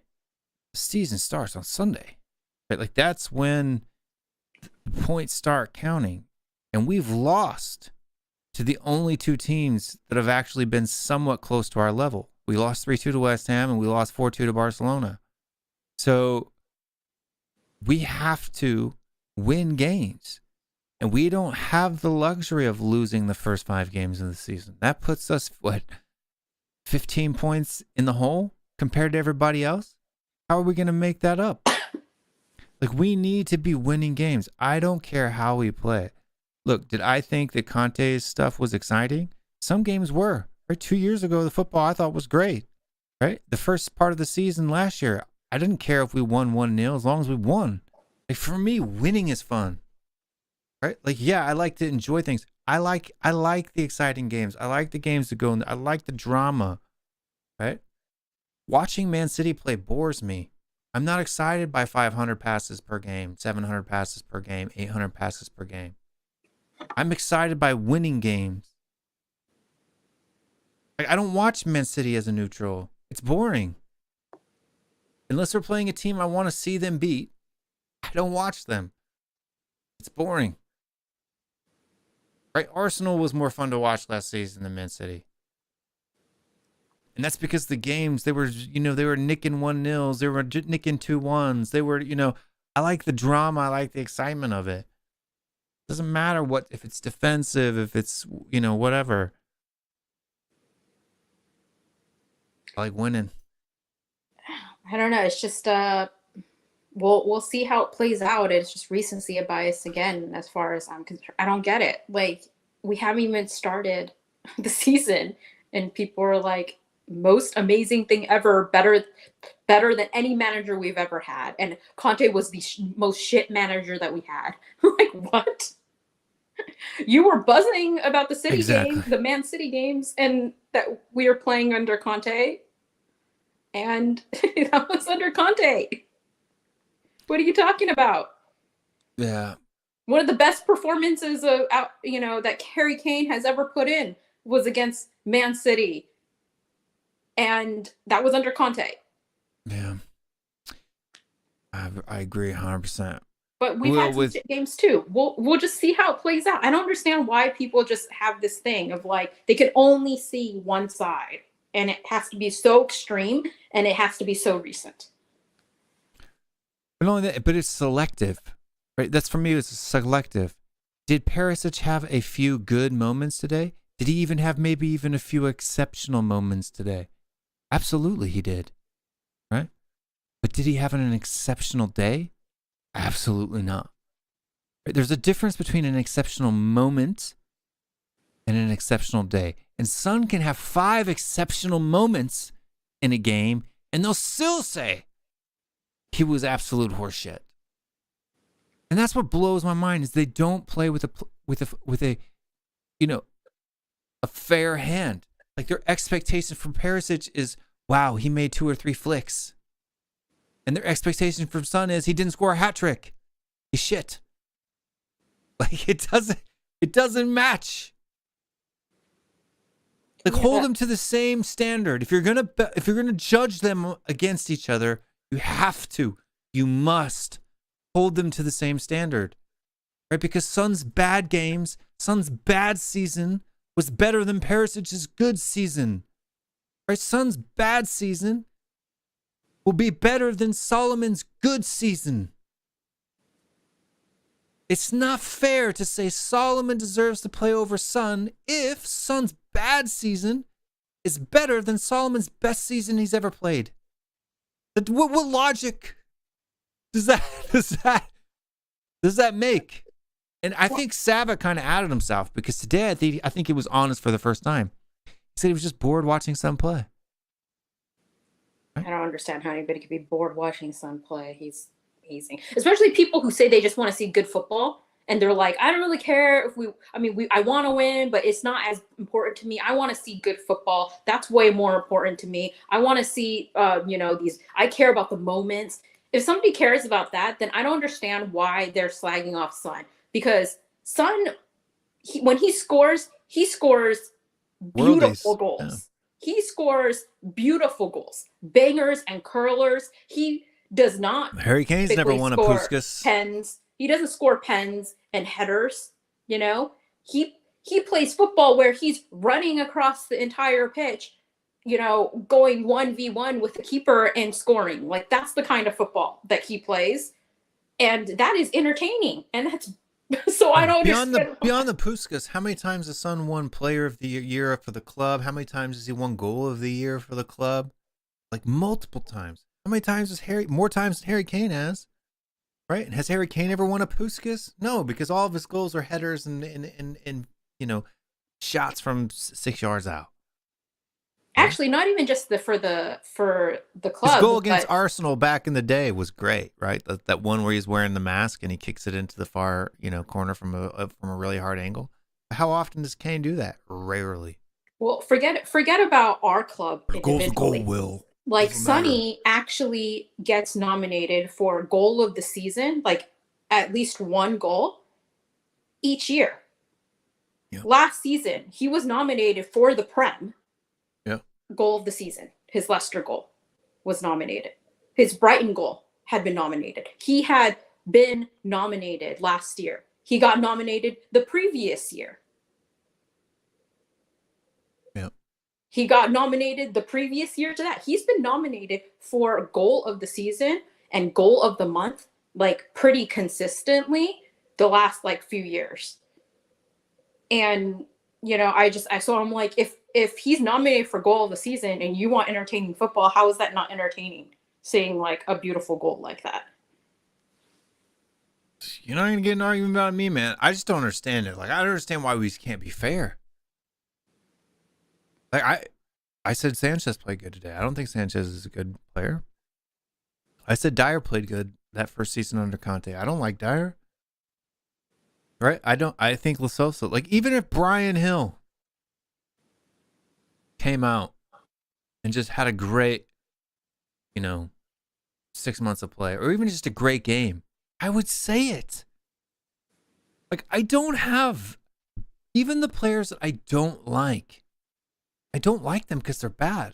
If they're good, then I'll like them because they're good. I like good players. I like players that play good. I don't have this agenda that I just keep drumming on and then saying we have an agenda. The gaslighting that goes on from these guys about this is just gross. Right? It's literally gross. And that's why I wanted to put the clips up there tonight. To show everyone out there, to show the YouTube world the gaslighting that these guys do with their opinions. They're such great, wonderful, knowledgeable, blah, blah, blah. Look, it's an opinion. An opinion is different. There's a difference between making an opinion and making an assertion, and people don't get that. Right? Right? I think you look like a child molester is much more than you are a child molester. Right? One's an accusation, the other one's an opinion. You know what I mean? That's not an opinion. If you point at somebody, that's slander. If you call somebody something they're not, if you're lying about somebody, if you're bearing false witness, right? You are a liar. Right? It's not an opinion.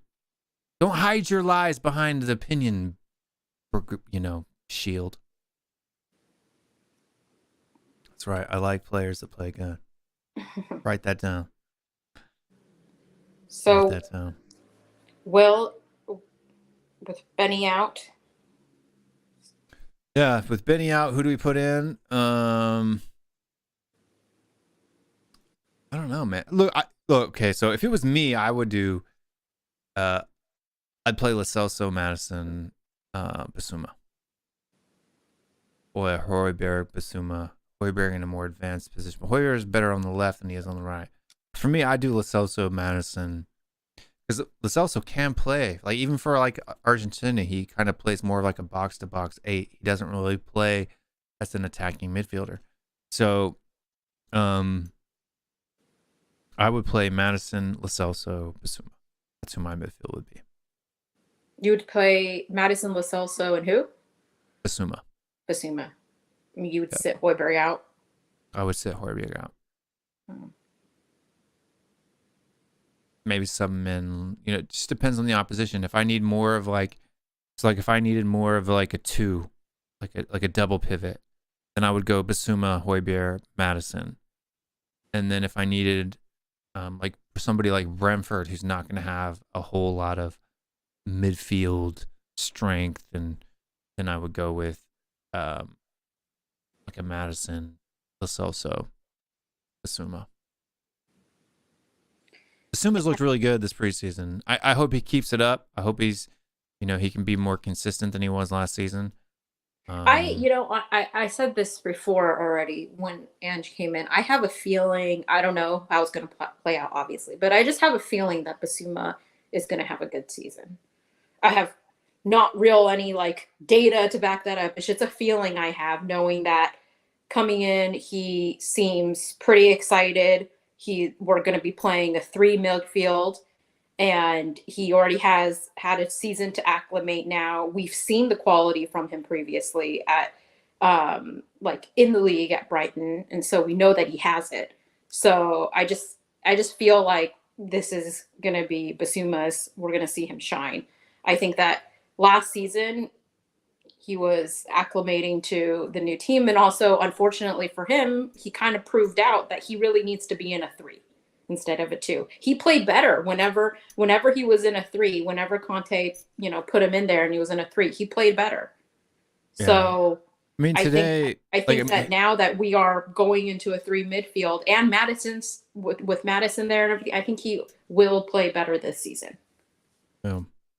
And I think that obviously for me, the starting lineup, once Bentancur gets back up to speed, and if he finds the form that he had before his injury, which is a big question mark, by the way, right? I mean, we've seen players. I mean, look at Wanyama pre-knee surgery and then post-knee surgery, 2 completely different players, really, in my opinion.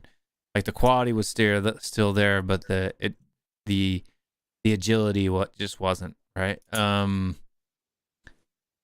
we never know. If you're talking pre-injury Bentancur, it would be Bissouma, Bentancur, Madison. That's who I would put in there. Skip, to me, like, if you're gonna go Skip and Sarr, I'm gonna go with Skip, man. I think Skip has had a better preseason. Sarr's been good. They've both been good. I just think Skip has been a little bit better. For me. So Sherman is talking about Sarr. The thing about Sarr is, I think that Sarr is a good player. I think he needs minutes. And I don't know if he's going to get. I think he needs to eat and just go to the gym a little bit. He's still young, he's too lanky for my taste. He needs to get to about Bissouma's weight. He's not very short.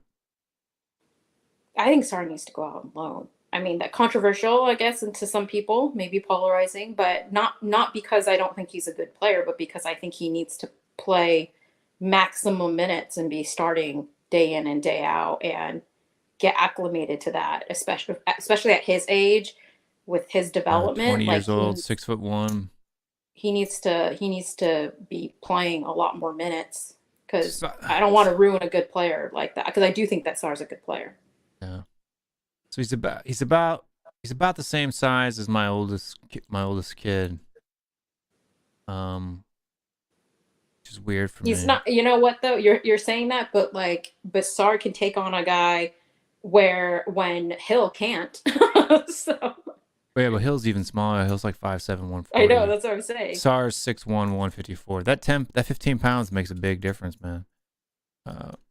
Sarr's 6'2". Well, it says 6'1" right here on his profile. So, potato. It says he's 6'1", 154 pounds. 184 meters. So he's 3 centimeters taller than my son, about an inch. My son's a 181. So. Yeah, well, but I just, I think that you would have Skippy on the bench as like a rotation option. Yeah, for me, you got for me, Sarr would be more of like a Basuma, rotator. You got Skip and Højbjerg, Skip and Lo Celso, because we don't have extra games, right? So you don't really want to be rotating that midfield out. I think when you have other competitions, a lot of other competitions, Europe, for example, et cetera, having a big squad and rotating them often is good because it keeps people fit, right? Like it gives you people a rest. They got rest time. When you don't have Europe, you don't need to rotate. In fact, rotating, I think, especially in the first part of the season, will do us at a detriment. It's not that rotating is bad. When you only have one game a week, you got 5-7 days of rest, right? Because when you don't have Europe, you tend to play on the same day of the weekend every single week, right? You don't need to rotate, and if you want to gel and you want to keep that consistency going throughout the season, you don't shuffle players around, right? You just don't. You bring them on as impact subs, right? You got 5 subs this season, right? Use them all, right? Give people rest at the ends of the game, freshen the sides up, especially if there's not a huge drop in quality. But the starters got to be the same, right? The main bulk, the main 70 minutes of that's got to be the same. Yeah.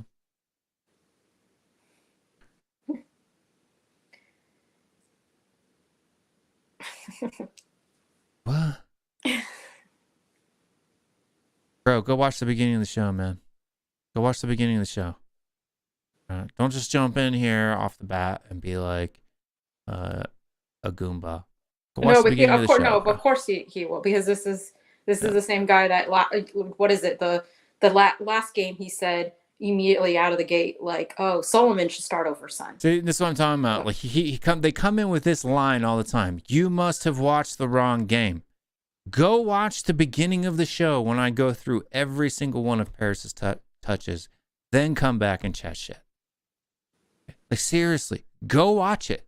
At the beginning of this show, you can watch every single touch that Perisic made in the game today. Every single one. And then you come back and tell me that he was good today. Bro. Use your brain, not your mouth. He was just anybody to start over Son. Just like Blank should start over Son. It's just basically just anything. Like last time it was Solomon over this same person. I don't need to watch Perisic's touches. Then shut your mouth, dude. Seriously, don't chat shit when you don't need to watch him. Yeah, you do. Go watch the touches, bro. He's just trolling. Last time he was talking about Solomon over Son. It's just anybody over Son. So yeah, you're gonna be timed out until you go watch the touches, bro. Go watch the touches. Like, seriously. I give you the evidence. This is the dumbest part about it too. This is what I'm talking about by confirmation bias and the cognitive dissonance that these folks live in, dude. Like, they literally cannot admit reality. The delusion that they're stuck in is unreal, man. It's unreal. It really is. Yeah, I was on Twitter and then reminded myself that I shouldn't be on Twitter when I saw a post that about Son, just like all these comments, and like the comments were like, Son has been so bad, you know, Son should be benched. And this is not even like today, it was like a few days ago or whatever. It was just like, Son should be benched, he shouldn't start because he's been poor for so long. He's been awful for so long. Oh, really? So long? How long is so long? Years? Years he's been awful, apparently. And then someone else said, oh, well, I hope this manager has the balls to bench Son, you know, like, you know, because you know, because Conte was so afraid of benching Yeah, he Son. was so afraid of benching him. Like, hopefully this manager has the balls to bench him because he's been bad for so long, and all these managers have not been having the balls to bench him. And then another comment was just like, well, Son should be benched and he should stay there where he belongs. I was like, oh my gosh. The actual vitriol against Son is like, I don't even get it. So David Liu asked, just curious, currently, if we don't bring another center back, who's playing if Romero gets injured? You know, Dyer, I guess. Yeah. Or Sanchez. I mean, I guess any of them, because we haven't gotten rid of any of them. Tanganga's still there. Sanchez is still there. Dyer is still there. We haven't gotten rid of anybody. Davies is still there. And this is, and I know I've done this 100 million times, and people Take just your don't pick. even care. But like, seriously, this is what I always talk about this type of crap is, you know, Son was our 4th best player last season. 4th best player. Better than poor Romero, Perisic, Doherty, Craig, Dyer, you know, Royal, Kulusevski, Davies, Hugo, Sanchez, Richarlison, Fraser Foster, Oliver Skipp, Yusuf Suma, you know, all the way down to 27, right? Son was the 4th best player last season, and people say he was dog shit. Like, I just don't get it. And these numbers don't have people, they don't have feelings, they don't have bias. They're just based on what a person does. We don't need stats, Will, to tell us the Son's been shit. Obviously do, because you thought Perisic was exceptional today and he was bad. Average at best. I would actually argue that I think Benny, before he got injured, was our best player. 100%. He was better than Kane. He was our best player. Because Kane kind of turned on towards the middle / end of the season. Yeah. You know? Because I remember somebody on a stream recently said, oh, you know, it was Kane was our only good player, and, you know, from last season, the only one. And I was like, have you forgotten Benny? I was like, put some respect on the guy's name. Like, he was holding it down for us in that whole first half of the season. Yeah. Well, because you asked for about Romero, right? So if Romero gets injured, I think Davies will end up starting the season. I don't think Van der Ven will start. These guys were calling for Van der Ven to start straight out the gate. How? We've never even seen him play. Postecoglou's never seen him play. How do you expect him to start him week 1? I think it's gonna be Romero and Davies. I think that's Romero, going to be the Davies, starting center backs. Udogie, either Emerson Royal, Pedro Porro. In fact, a lot of people said Pedro Porro was dog poo-poo today too, but when I was watching it back, he made a lot of saves on that right-hand side. A lot. On Barcelona's left, he broke up a lot of plays. Yeah, he made some mistakes, but the amount that he stopped, like, that's what I'm saying. People only remember the 1 or 2 mistakes or the 1 or 2 positives rather than the whole. But the players that they like, as long as that player does 1 or 2 good things. Because like Solomon, how can you say Solomon was exceptional today? Like, go back and watch it, and watch him, only him. So this is why I watched the game twice. People always think I'm full of shit that I'm lying. I'm not. And I literally have a piece of paper that came when my kid was he had one-on-one lessons with a UEFA B licensed coach. Right? Not USAA, USSF, UEFA B licensed coach. And that coach gave him a sheet of paper, and it was called a game study. And it had categories, and it had players and what is their position, what are their goals, what should they do, what should they be doing. And they taught the kids how to study the game of the position that they played. Like they watched. So when I go back and I watch it for the second time, I'm not watching it for enjoyment anymore. I'm watching it as a game study. I'm literally pausing it, rewinding it, like they do in the clubs. They go back and they rewatch tape of themselves, right? That's what I do the second time that I watch the game. It's not just watching it. I literally go back and watch. I actually would be interested in seeing what people would say if they were to watch the game and there were no names on the shirts and they didn't know who was actually who, and they're just watching the gameplay on its own. So if they actually didn't know that was Solomon and didn't know that was Son and didn't know, you know what I mean? Like, would they be able to pick out that player A was like terrible, that player B was brilliant? Yeah. And then they said, and that's what I find funny. No other YouTube pundit goes back and rewatches games. None of them. And yet I'm the one that gets accused of not watching the games. Does anybody else find that ironic? I mean, does anybody in the chat find that as funny as I do? I watch every game back twice. I literally, and I do a game study the second time before I do these shows. And I get told that I don't watch games, that I watch it off a spreadsheet. It's so funny. So Scott M is saying that he doesn't want to ever see Dyer, Davies, or Sanchez play another minute for us. Sure. But out of those three, I would play Davies. I feel like for me, Davies is less frustrating because he's trying. Like, you can see him actually really genuinely like going for it, and he'll put his body on the line. He'll really go for it and try. Does it always work? Not necessarily, but it's just so frustrating when you see Dyer just looking lost and not trying at all and just yelling at everybody else after he makes mistakes, or Sanchez, who is extremely like error prone. So Davies for me, out of those three, I take him over the rest of them. Have you gone back and whatever your name is, have you gone back and watched the clips yet? Have you gone back and watched the touches yet? Oh man. But yeah. Well, I don't know, man. Solomon has vibes though. He's got energy. Yeah. Not, he might actually have Richie level vibes. because now he's the Richie of this season apparently. So hasn't done anything yet, but good vibes, good energy. Therefore, he's amazing. Yeah. If Son played like Solomon, people would absolutely just rinse and shit all over.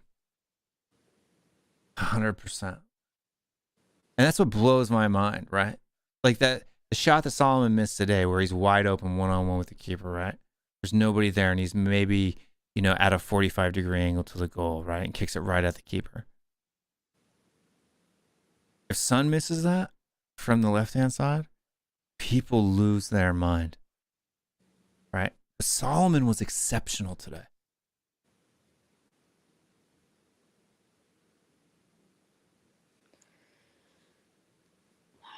Well, would you play Porro or would you play Emerson on that?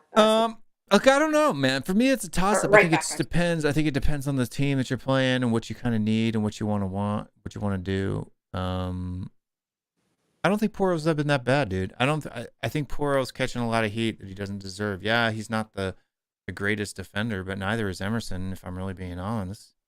You know what I mean? Porro's a good player. People just have this bias, or this recency bias of Emerson, this memory bias, I guess I'm gonna start calling it memory bias. Because of Emerson's purple patch? Because when he played against Liverpool, or which he played against, his game against Liverpool, one game against City, he had, Blazers defensively, and they forget all the other times where he made blunders, lost the ball, and all of the tackles on his highlight reel were from balls that he lost. So, I don't get. He has a purple patch for a few games, maybe a month at most, and it's like he's prime Cafu. I don't understand. Like, people have completely forgotten when they were singing for Emerson to be the first one out the door. I don't understand.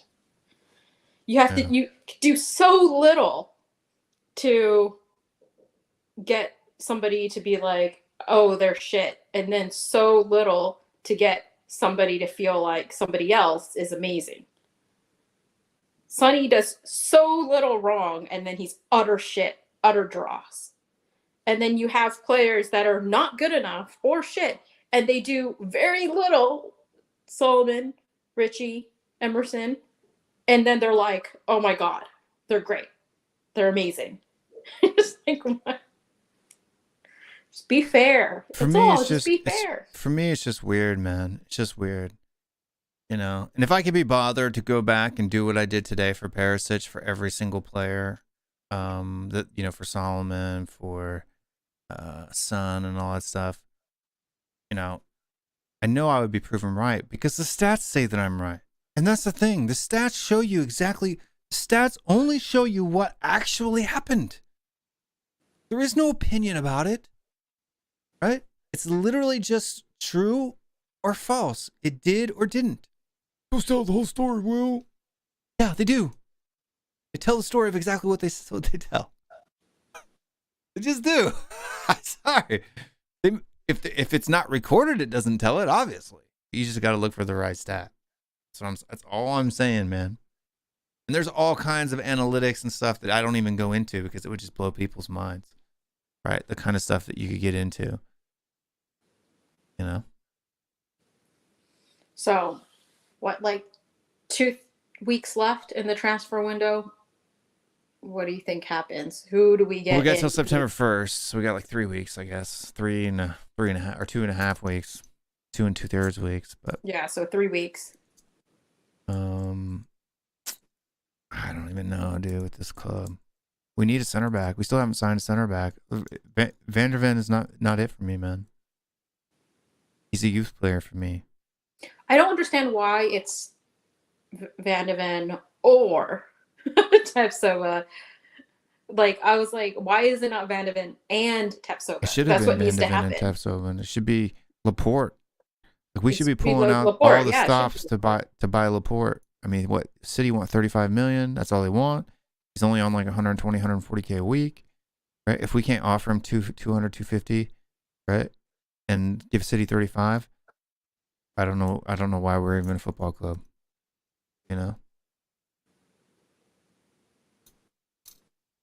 I mean, I don't know. I feel like it's still not enough. People are saying, "Oh yeah, it's enough." It's not enough. It's not enough. We need another, at least one more center back. That's quality center back, at least. Yeah. I can't believe, man, Chelsea's going to go in for Adams, and that's disappointing. We should get Tyler Adams, 20 million. I know, we should get Tyler Adams. That's a player We need a 6. We need sell Højbjerg, buy Adams. That'd be great. You got Adams and Basuma to swap in and out. He'd get more playing time here than he would at Chelsea, that's for sure. Yeah. Why wouldn't he? If you're paying him, why wouldn't he come? Where else is he going to go? Yeah, John, he just turned 22.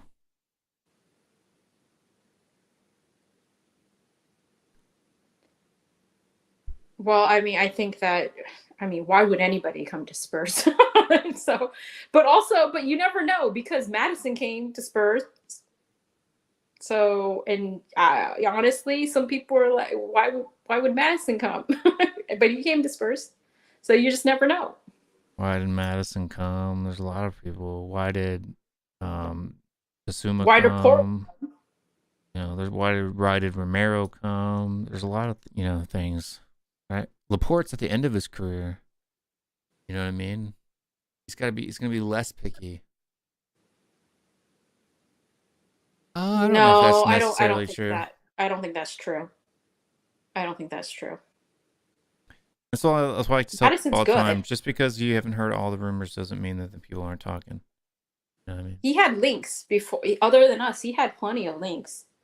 He had links to Newcastle. Yeah, Newcastle. He chose us over that. Yeah, he had plenty of links. Yeah. So we obviously don't know really what the inner workings are, but still, I mean, like, Madison's a good player. We all know that. That's why we were all gassed about him getting signed. So you think that Madison being the kind of player that we're all gassed about signing, plus he's not old either. You don't think, and they can get him for cheaper because Leicester went down. You don't think that other clubs are going to come in for him? Of course they will. Yeah, he had options. Of course, he had options. That's like pretty. I feel like that's like obvious to me. But yeah, I mean, gosh, Adams. We need Adams, but we're not getting him, unfortunately, because we're stupid. Could have, should have, gone in for Zaha on a free, Kamada on a free, gone for Adams for 20 million. Like, I mean, these are just opportunities that I just feel like we didn't even get any sort of link to whatsoever. Yeah, and another thing that's kind of weird is that people will say that Van der Ven is a great defender because he's captain of his U21 team. Well, Tyler Adams was man of the match in a World Cup and captain for his national team, but he's not good enough because he's American. And here's another guy who's not good enough because he's Canadian and Moroccan at the same time. Dietrich's Darlin Kane is in the house. What's up, everyone? Yeah, where did that Moroccan kid come from, and why don't you play him for your national team? Because he's better than Ziyech. No, because he's 16 years old and he's still playing with Spain, but he's gonna take Morocco. So he's like a dual national or something? Like now he's playing with the U21 of Spain, and there's a big chance he'd play with Morocco. So, but he's freaking amazing. You better sign that kid over on Morocco. He's way better than Ziyech right now. Like, he could have played in this past World Cup probably at 16. But you don't want to give like someone a chance when he's only 16 years old. That's pretty freaking yuck. But no, by the next World Cup, by 2026, he'll be like what? If he's 16 now, he'll be 2026 World Cup. So you got what, 24, 25, 26, 3 years. He'll be 19. But hopefully he, after seeing what we did until the semifinals, hopefully he takes our country. We'll see. Have you watched the clips yet? When you watch the clips and come back and say you were wrong about Perisic, I'll stop timing you out. I told you that's what's going to happen, so.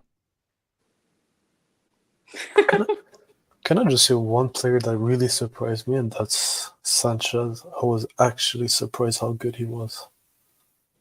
Yeah, he was good today. Sanchez was good today. Well, every dog has their day. But people that say Dyer was good for the whole end of the season 2 years ago, so. Yeah. And look, I don't want to keep it as political, but Solomon and Perisic are not good enough to start. We know that, Dietrichs. No, I'm talking about the others, like people that say those stupid things. I really think Perisic and Solomon were actually garbage. You should go back and watch the first 30, 45 minutes of the show. You'll enjoy it, dude. I did a whole I know, and everybody, this is Dietrich Kane saying that. Look, I think there's one issue I have with Son with that moment. He looks like he lost a yard of pace, which is normal. He's getting old. But he's still a freaking good player. Well, I mean, that's what I was saying. Like, his worst season. Clip that, everybody. Dietrich Kane said his that worst Son's season. a freaking good player. His worst season, scoring wise, in like 6 years, was still better than the rest of our team. He was still the second highest goal scorer at the club. Like sometimes Son really frustrates me. But when you look at what he does it better than anyone. Yeah. But he is a frustrating player sometimes. But so Dietrich's. So is Harry these are- Kane. everybody Harry Kane is- Yeah, yeah. frustrates me all the time. Yeah, it depends on the person. Me, it's Son. For you, it could be Kane. It depends But- on the person. But me, it's Son that frustrates me because he's too good for some stupid stuff he does. Apparently, Solomon, Perisic, Richie, all better than Sonny. They should all start over Sonny. Becky. Apparently. No, Ooh. no. That's- But if people said let's try and find Son's replacement, I don't mind because Son is getting old. It's a fair argument. Yeah, if you find But- an actual replacement. Yes, or like if we have like say that player from Napoli, the Georgian player, I can understand people say, "Oh, I want him to start," but we don't have good backup players now. Or just any winger that can score at least 10 goals a season. Just find me one, right? Like even Pulisic 2 or 3 years ago was scoring 8 or 9 goals a season, right? Like, yeah, last year at Chelsea was horrible and only scored 2. But find me anybody who can regularly score. Like, find me a player that on a good year can score 10 goals from the wing, and I'll say, okay, you can give him a go, right? We don't have Like if we had Luis Diaz, for example, I can understand people saying like, yeah, he should start. It's a fair. Or like I we don't had even rate Luis Diaz that highly, but even Luis Diaz, I would say, is a step up. Yeah. Right? And people told me I was dumb for wanting to sign him when we tried to sign him. No, everyone wanted him. No, a lot of people said he was no. Well, you gotta find me the idiot that said that because everyone wanted this guy over Kulusevski. Not even close. But Oh my God, our club. Van de Ven hasn't even played a single minute for us, and our club is putting out a contest to win a signed Van de Ven shirt. people will buy it too, dude. He Like the hasn't hype even on played this a kid. single minute Like, look, for I us. hope this kid comes good, dude. I really do. But I'm just not. I am not. I'm not a fan. I'm really not a fan. I'm not excited about it yet. You know. I got an ad for win a signed, Van de Ven shirt. Like what? Just not excited about it. From the club. I was like, we haven't even seen him play 1 minute, and you're trying to get us. But we don't, like, as much as I don't rate the guy, we don't have a choice because he's better than the other options. See, I don't even think he's that better. I don't even think he's better than the other options. I think he is. No. Now you're taking the piss. I'm not taking Now the you piss. are. Yeah, you No, are. defensively, he's not even as good as Sanchez, bro. I don't care about defensively. I'm just saying as long as you He's a don't look like a defender. That's what he's as long- supposed to do. Everybody's going about like his on the ball stuff. We already have a bunch of defenders that are good going forward and shit in defense. Bro, we don't need another one, man. I don't. Even if he's worse than Sanchez, I would rather see him play than Sanchez tired. Why? I'm tired. It's like when you eat the same thing every But time, you you're gonna use get. the same. No, I don't. I could eat the same thing for every day for a month. I can't. I don't need I can't. variety. I like stuff that works. Like that is just who I am, and this is what it bugs me about like Safford. Like he's on this Sun rant because he's tired of watching Sun play because he's been playing at the club for 7 years. Like that's why they're going after him. It's not because of it because he's actually a bad player. It's just because they're tired of eating budae every night or pizza every night. No, dude. If I could eat pizza every night, man. Like if it's my pizza, right? Like, okay, Alfredo sauce, jalapenos, grilled chicken, right? Cheese crust. Every night, bro. I'm good. Set it out there. I'll go.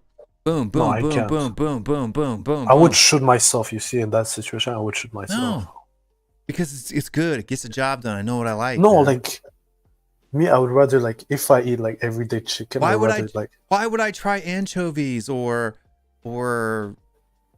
some weird thing on the pizza just to have something new? No, fuck that. Well, you might like it. No, I don't like it. I don't. You might. I don't like Look, it. I know. I don't like anchovies. I've been pizza margherita all my life. Pineapple I pizza. tried I once. don't eat it. No, I won't tried eat the it. barbecue. I tried barbecue pizza. I love it. I know what I like, right? I know what I like. There's no need to try it. No, but you saw what Dyer did on the second goal. Like I can't see that once again. No, yeah, but Dyer's. That's the thing. What's Oh my weird is like, gosh. why was he so good? But no, under Conte that first season. Yeah, but I he guess it's played 'cause- he played in a system that doesn't expose the main center back in the middle. Yeah. But I don't think Dyer's going to play much anyway, to be honest with you. No, as long as I don't see Davis and Dyer, I really don't care. Davies will probably play. Davies will Yeah, probably start on Davies is Sunday. probably going to play. Sanchez, if he played the same way as he did today, I really don't mind. But I know it's a one in a lifetime. Like I said, every dog has their day. Yeah. Although even under Conte, when he had to play on the left, he always did better on the left than he did on the right for some reason. I don't know why. Anybody think that's weird? No, because I don't know, like me, when I played, I felt more comfortable as a left side center back than right side center back. I like receiving the ball on my outside foot. Maybe that's the case with him. Yeah, I don't know. He just always seems to do a little bit better on the left, Yeah. which is weird. But So Dietrichs, Yeah. have you figured out what you're gonna do now? Do you have to give up your flat in Munich that you just started renting? Oh, me, I don't care where you go. Turns out that you can't move there after all. No, I'll stay in London. Don't worry. I'm not going to Munich. I'm not going anywhere. You're not going anywhere after all. Yeah, no. so what was terrible about the analysis? I didn't do an analysis, so obviously you didn't watch them. I just showed the clips. I didn't make it an analysis. I literally just said what happened. So it tells me if you're lying about watching it. It literally wasn't all negative. So I know you didn't watch. I don't know who this person is, but you totally did not watch the clips. That was just straight up a lie. It's not because of your take. I just know that you just didn't. You're going back in timeout until you actually go watch the clips, because I didn't say all negative things. In fact, I actually gave him credit for the things that he did right, and I gave him criticism on the things that he did wrong. Go watch it, bro. Go watch it. And then I'll let you out of timeout like a good boy.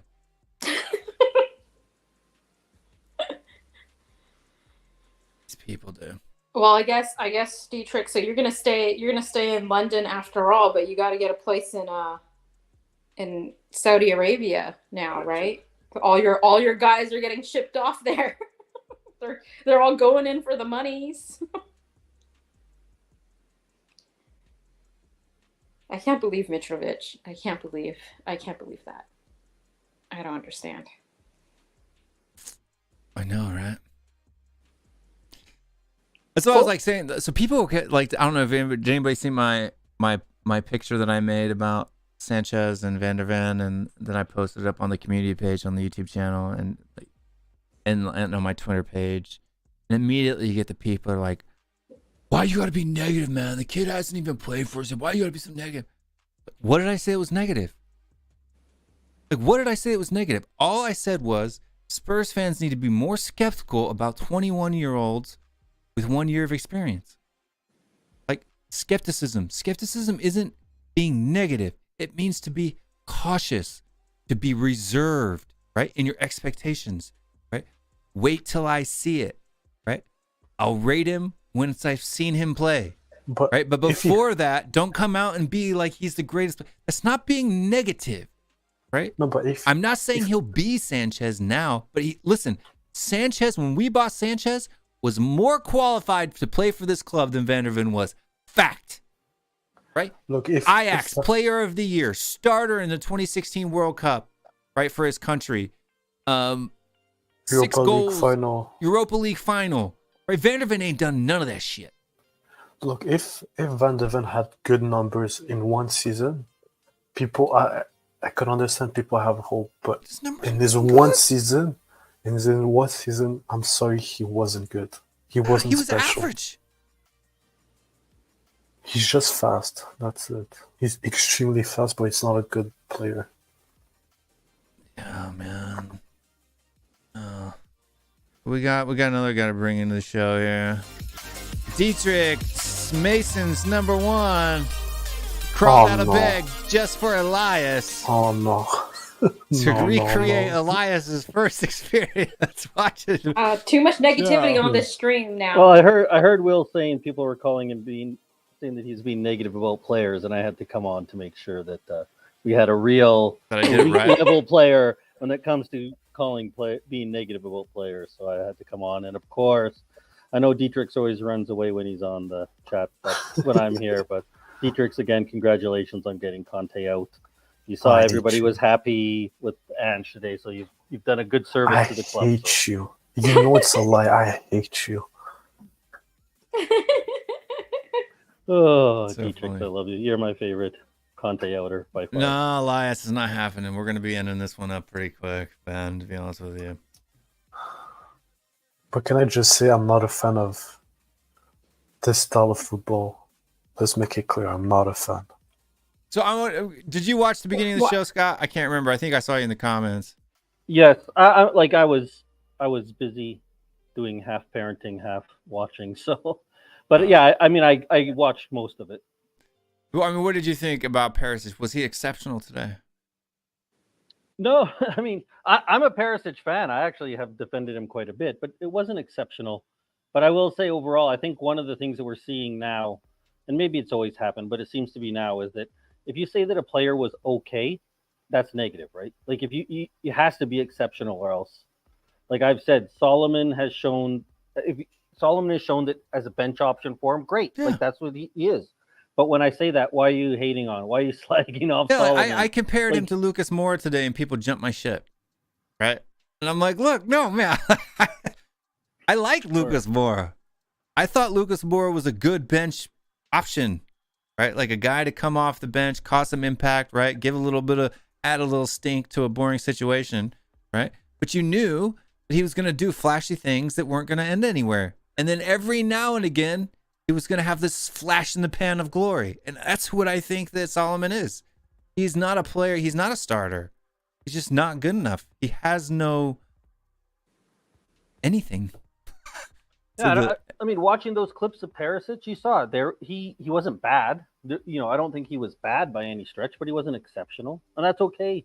Yeah. But now it just seems people are want so much to get excited about this season. I mean, the corner was pretty bad. Yeah, yeah. Actually, I got a little bit excited. Like maybe it's because Canada had the Canada against Australia, the girls, or against Ireland, she scored straight on from the corner kick. So I thought maybe that was going to happen, and so I got a little bit excited. But then I'm like, oh no, Perisic got an assist, right? Terrible. Yeah, he got one assist, and then he had like one. But it was a good cross. I'll give him that. It was a beautiful cross. Yeah, it was outside of the boot, right to right on. And he had a couple good flicks. He had like I think 2 good flicks to Reguilon's underlaps, right? Which is what Postecoglou seems to do. He doesn't do overlaps. He does underlaps, where the fullback cuts in between the fullback and the center back. Like he runs in that half space. They make the runs through that half space. And he had one really good flick, and then the other one was just a straight ball, right? Reguilon was making the run.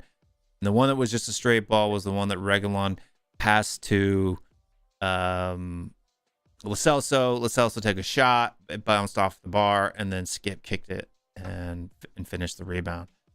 But it's like that wasn't because of Perisic's doings. It was literally just Reguilon was already past Perisic when he got the ball, and he just passed it. That was it. It was just oop. Like, I mean, it wasn't a spectacular pass. The first one that led to Reguilon kicking it out of bounds was a nice little flick. Like he had his back to him, and he went right. But I mean, that was it. There was 2 or 3 options. And people said that like he was. What I don't get is the lying about it, right? Like he's pressing, he's off the ball. He didn't press at all. Like I watched every minute of him playing, and he literally got touched tight to a guy 3 times, and 2 of those times was late fouls. Right when he knocked the goalkeeper to the ground, and he knocked the other guy to the ground on the other side, and like towards the end of the second half. That was it. And then the one time when he won the ball back and then made that run down the left. That was it. 3 times. 2 headers. Right? And then the rest of the time, his crosses would just go down to the byline, do like 5 crossovers, and then kick the ball off a guy. Right? But one guy I liked it was the goalie Vicario. Huh? Vicario, I think he played okay. He played good actually. Vicario for me is like he'll get a great save and then he'll make a dumb mistake. And he'll get a great save and he'll make a dumb mistake. And none of the dumb mistakes have cost us goals yet. Right? Like I don't think any of the goals that we've conceded have been his fault. But I can see that one of those mistakes is gonna cost us the goal. Well, bar the one where he kicked it out of bounds and then they scored from there. But every goalie makes a mistake. Yeah, but these are like dumb mistakes, though. Right? If you look at Alisson, did you remember when we played against him and he tried to slid against Son and he missed the ball and Son had an open goal? Yeah. When it was 2-2, like every goalie makes a mistake. It happens. But I mean, I've seen way too many. We'll see how it plays out, but like, everybody just clip that. So for the season, when the season ahead, just remember Dietrich says that when Vicario makes mistakes in the future, let's just make sure that we refer back to this because he's gonna go nuts. He's gonna be like, ah. But his save on the free kick for Barca was actually incredible. Yeah, that was a great save. That was an amazing save. He's actually he made a couple of really great saves, like really class saves, but his recovery is a little scary, a little worrying. His recovery is worrying, you know? It's like he'll You don't have to agree with my opinion. You just need to admit reality. That's it. He'll kind of fumble a little bit and he won't hang on to the ball or something, or like slip. And it's like a little bit scary is all. Yeah. Because I'm not making opinions. I showed you what happened. Right? It's not an opinion. That's just a fact. Right? I don't ever want anybody to follow my opinion. I only want folks to admit reality. That's it. That is it. That's all I ever ask. Perisic might be more. I mean, why would we think that Perisic is going to be more useful than Son? Like that's what I guess if you're using a very liberal definition of might, like I might be better than Son too, and that right. But there's no real reason to think that Perisic is going to be. There's nothing that I've seen, and again, I like Perisic. I think he's a much better player than a lot of other people do. But there's no reason to think he's going to be more useful than Son in this Ange system. And I like Perisic as a good impact substitution, right? You know, take Sonny out 75 minutes, bring Perisic in, let him cause some havoc over there on the left. I'm all for that, but I am always for starting the best players. That's what I do. Like I said, you know, I'm not gonna eat a piece of anchovy pizza first, right? If I've got my jalapeno chicken, Alfredo sauce pizza with the cheese crust, I'm eating that first every time, right? If I'm out of that, then and I'm real hungry, then maybe I'll eat the anchovy pizza or the pineapple and pepperoni pizza, pineapple and ham pizza. Damn Canadians. Yeah.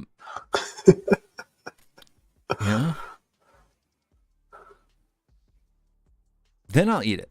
But I'm not going to eat it first. Right? If you got a piece of Hawaiian sitting there and a piece of my favorite pizza sitting on the left, the best pizza, then I ain't eating the pineapple. Just saying. Yeah. But I gave Perisic today like a 6.5, 7, which was good, average. He was okay. Right? It wasn't a bad performance. It wasn't an exceptional. I thought he played much better against West Ham. For me, the man of the match was Richarlison. Yeah. He gave you maximum energy and vibes. And who had more goals, my friend? And Perisic didn't even have that many more assists on. Perisic has more assists last season. That's true. That's true. Sonny had more goals, though. That's true. And he had like 60% of the assists. Son had like 6 assists, and Perisic had, what, 8, 9?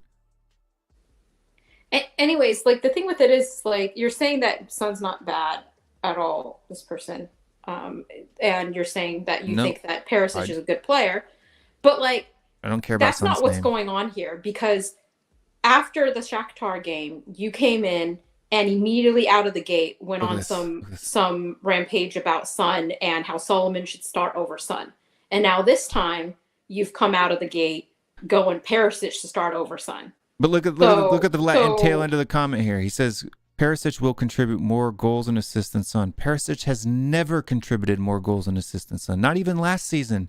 And last season was Son's worst season in a Spurs shirt in almost half a decade, right? And even then, he didn't contribute more goals and assists than Son did. Period. Like that is like literally the dumbest thing a person can say.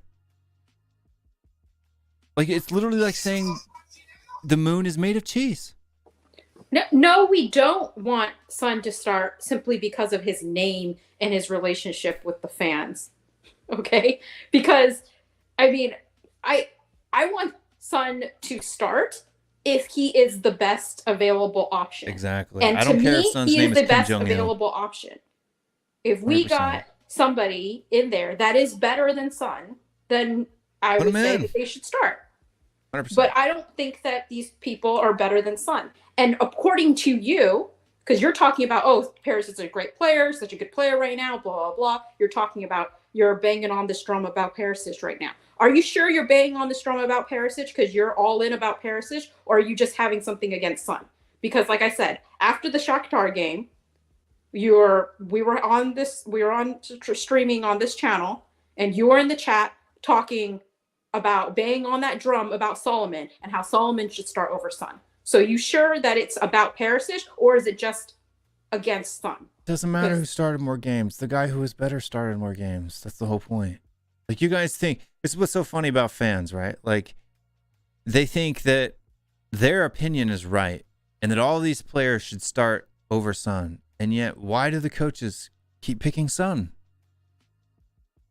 Wait, but who started more games though? So okay, so you say Solomon should start over Son just a few days ago. You were saying that.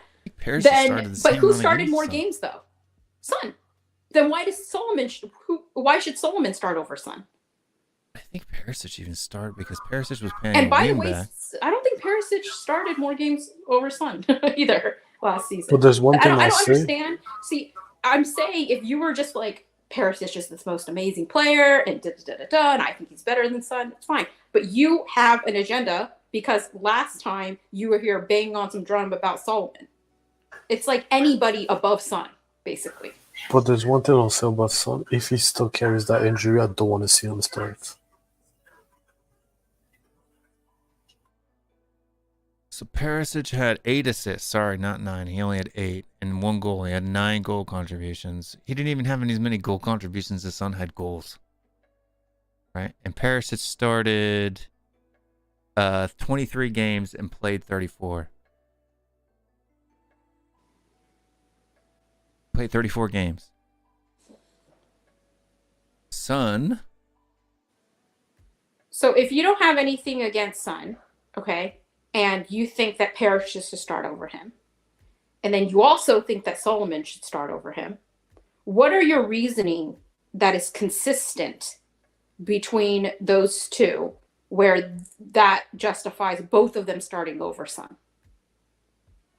Because if your justification is Perisic's performances last season are better than Son, then that means that Solomon is moot because he wasn't here for us last season and he wasn't better than Son last season. If your justification is because Solomon is new, then Perisic is not justified because Perisic is not new. Yeah, Son only played 2 more games than Perisic last season. Perisic played 34, Son played 36. Perisic only had 2 more assists than Son. Son had 6, Perisic had 8. Perisic had 1 goal, Son had 10. But Perisic is better than Son.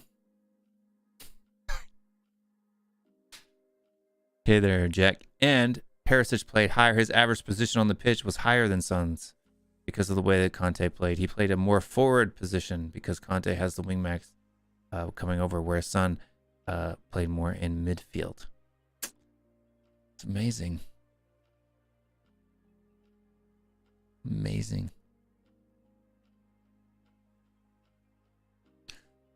I know this guy is basically putting, I don't know if you're a guy or not, but this person is assuming then and therefore that if I'm correctly kind of based off of what you said previously as well as what you're saying during this stream, is that you should put him at 3. So you're saying that Sonny is our number 3rd left winger choice after Perisic and after Solomon. And he played as an attacking mid last season. Ridiculous. That is ridiculous. He didn't play as a left wing last season. He played as an attacking mid.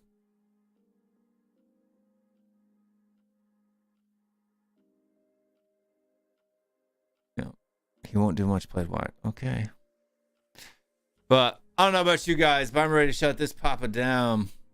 Because I'm getting tired. My back hurts. I've been sitting in this computer for 2 hours before this, putting that Perisic clip together. I'm kind of, you know what I'm bored of doing? I'm bored of sitting in this chair. So, what do you guys think? You should do where do you remember in your garage with the bench press? You should be in the garage with my bench press. Yeah. No. I didn't spend 10 grand on a studio to go back to doing calling shows on my. That's how you started. That's how you started. That's how I started, dude. Or outside, and then when I got embarrassed about people started making fun of me for being in the gym, then I went outside in my truck. Yeah. But Scotty, what do you think, man? What do you think? Let's do predictions of the season. Where do you think we're going to finish this year? I've been saying 8th for a while. I don't see any reason to change that. I'll say the six teams now, include if you put Newcastle into the top 6 outside of replacing us, the big 6 as they would say. I just think they're all clearly better than us. I don't see us passing any of them. And then I just think that with Aston Villa looks like a team that Emery's been there longer than Ange, so he's put his system in, and I don't think their team is. If you say it's worse than ours, it's not much worse than ours. It's pretty similar level of team. So I think those are the 7 teams that I see finishing ahead of us, and we get 8th place. 8th place. Yeah, could be. What do you think, Mr. Kane? If Van de Ven plays well, we buy another center back. Dyer never plays. We'll finish 4th. Wow. Yeah, if everyone does well, we'll finish 4th easily. Who are the 3 teams that finish ahead of us then? Or the 3 teams that we finish ahead of? Arsenal, City, and Liverpool. What do you think, Cube? Let me work backwards on this. Okay, so teams that will be ahead of us will be City, Newcastle, Arsenal, Liverpool.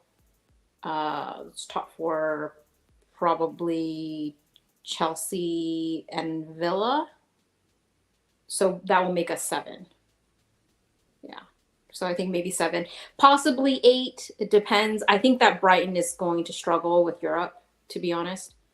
So it could be 7 or 8 or something, depending on how. I don't think Newcastle improved. I really don't. They got Tonali. That's not enough. I have Newcastle finishing like lower in the league. I think I have them finishing 6th, but I don't have them finishing below us. Me too. Because they're playing 2 games a week now. Well, I didn't say. Well, I wasn't necessarily in that order what I was talking about. I'm just talking about all the ones that are ahead of us. So it wasn't necessarily in the order that I think that it was going to finish in. I was just listing all those guys that I feel like will finish above us. So I think we'll be in 7th, 6, 7. I would have put us at lower if Kane left and we clearly weren't going to replace him. So then I would put us at like 10. But yeah. Can I ask one last question? Shoot. Do you guys think we're gonna buy anyone else? And how many do you guys think, and which position? I think one more center back. You think it's really going to go through, Scott? That's very optimistic of you. No, I think it's going to be Longley. So there we go. So Okay, yeah, I'm optimistic. I don't know if that's optimistic. You're like, I'm not that positive. I think it depends. If Kane goes, I think we'll buy some attacker. If he goes, I don't think it'll be one that we really necessarily want. That doesn't mean it's bad. It might be that Taremi, who I don't think is terrible, but he's not who we want starting, right, for us. But assuming Kane doesn't go, I think we'll get one more center back in, and not at the level of Laporte or Tapsoba. Yeah, but who are we tied? Like, who are we linked to other than like Tapsoba or Laporte? Just Longley. Tosin Adebayo, has he signed with anyone yet? Or because he was going to Monaco, and then I think they signed somebody else, didn't they? I don't know. I hope that we get another center back. We need it. We can't, like, if we go in with Van de Ven, even if Van de Ven comes in and fits nicely, that's not enough, right? Even if Van de Ven's decent, good for us, it's not enough if we don't get another center back, because that still means that we're a Romero or Van de Ven injury, or just them, or anything, right? The drop from having Dyer, Davies, Sanchez back in there. One issue we have, Bissouma would go to African Cup of Nations during the winter, so we're going to lose one midfielder, which is a guarantee. Both, aren't we? Well, who else is Bissouma's going and Sarr are both going, right? Who else? Bissouma and Sarr? Yeah, we're going to lose both. Yeah, exactly, yeah. I think at some point, automatic for their country. It happens every season. I'm not wishing this by any means, of course, but it happens every season. Romero will get injured at some point this season, because he does every season. So if we don't get another center back in, it's Van de Ven potentially. If he's good, it's Van de Ven and, somebody we don't want to see there playing center back. Yeah. Because at some point, Romero will get injured this season. Because that's what happens. What's that? No, for Will. Like, you didn't answer. What was the question? I was looking at stats. No, who do you think's going to come in? Or are we going to sign anybody else? Oh yeah, I said I don't know, man. Like I can't even tell you, man, right now. If we're gonna sign this guy's tired. She's tired. I am tired. And then if you have if Kane goes, will we sign anybody else? I don't think we'll sign anybody else. You don't think we're going to sign any center backs? No. If we do, it'll be like a Joe Rodon type center back. I don't even think Tosin's that good. Like, I don't know why people even raving about him, dude.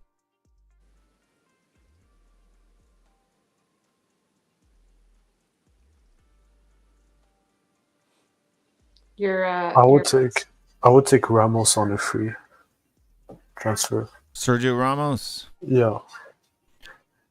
Man, maybe for Conte, but not this system. Well, he's free, so you're not losing anything. Yeah. Well, your bestie in the chat is warning you that they'll be back after the Brentford game and see who's right. I look forward to it, my man. Math doesn't lie. So the interesting thing about confirmation bias is it really doesn't matter what ends up happening, however the game goes. No matter what, it's always going to come out as Son wasn't good enough. Yeah. It is what it is. I'm tired, dude. We got to get there. It's 2 hours, 40 minutes. It's already 1 o'clock in the morning. We're pissing out of here. Next show for us. What is today? Tuesday? Sunday. Well, I mean, for us, this show will be back Sunday after the Brentford game. But I'm talking about the channel. On the channel, I don't think there's a show. Maybe tomorrow. Stell will be doing like an hour long with Stell type of a deal or something like that at some point during the early days or early times for us here in the United States. And then you've got North London is ours. North London is ours is on a Thursday night. And yeah, and then nothing on Fridays. And then nothing on Saturday. And then Sunday we'll be doing THFC rants after the Brentford game. And I'm sure there was a live watch along for that too. And there's usually a bunch of post-match blubbers. So check it out. We'll be here. Stay strong, stay strong. See you next time. I'm freaking done. I'm out.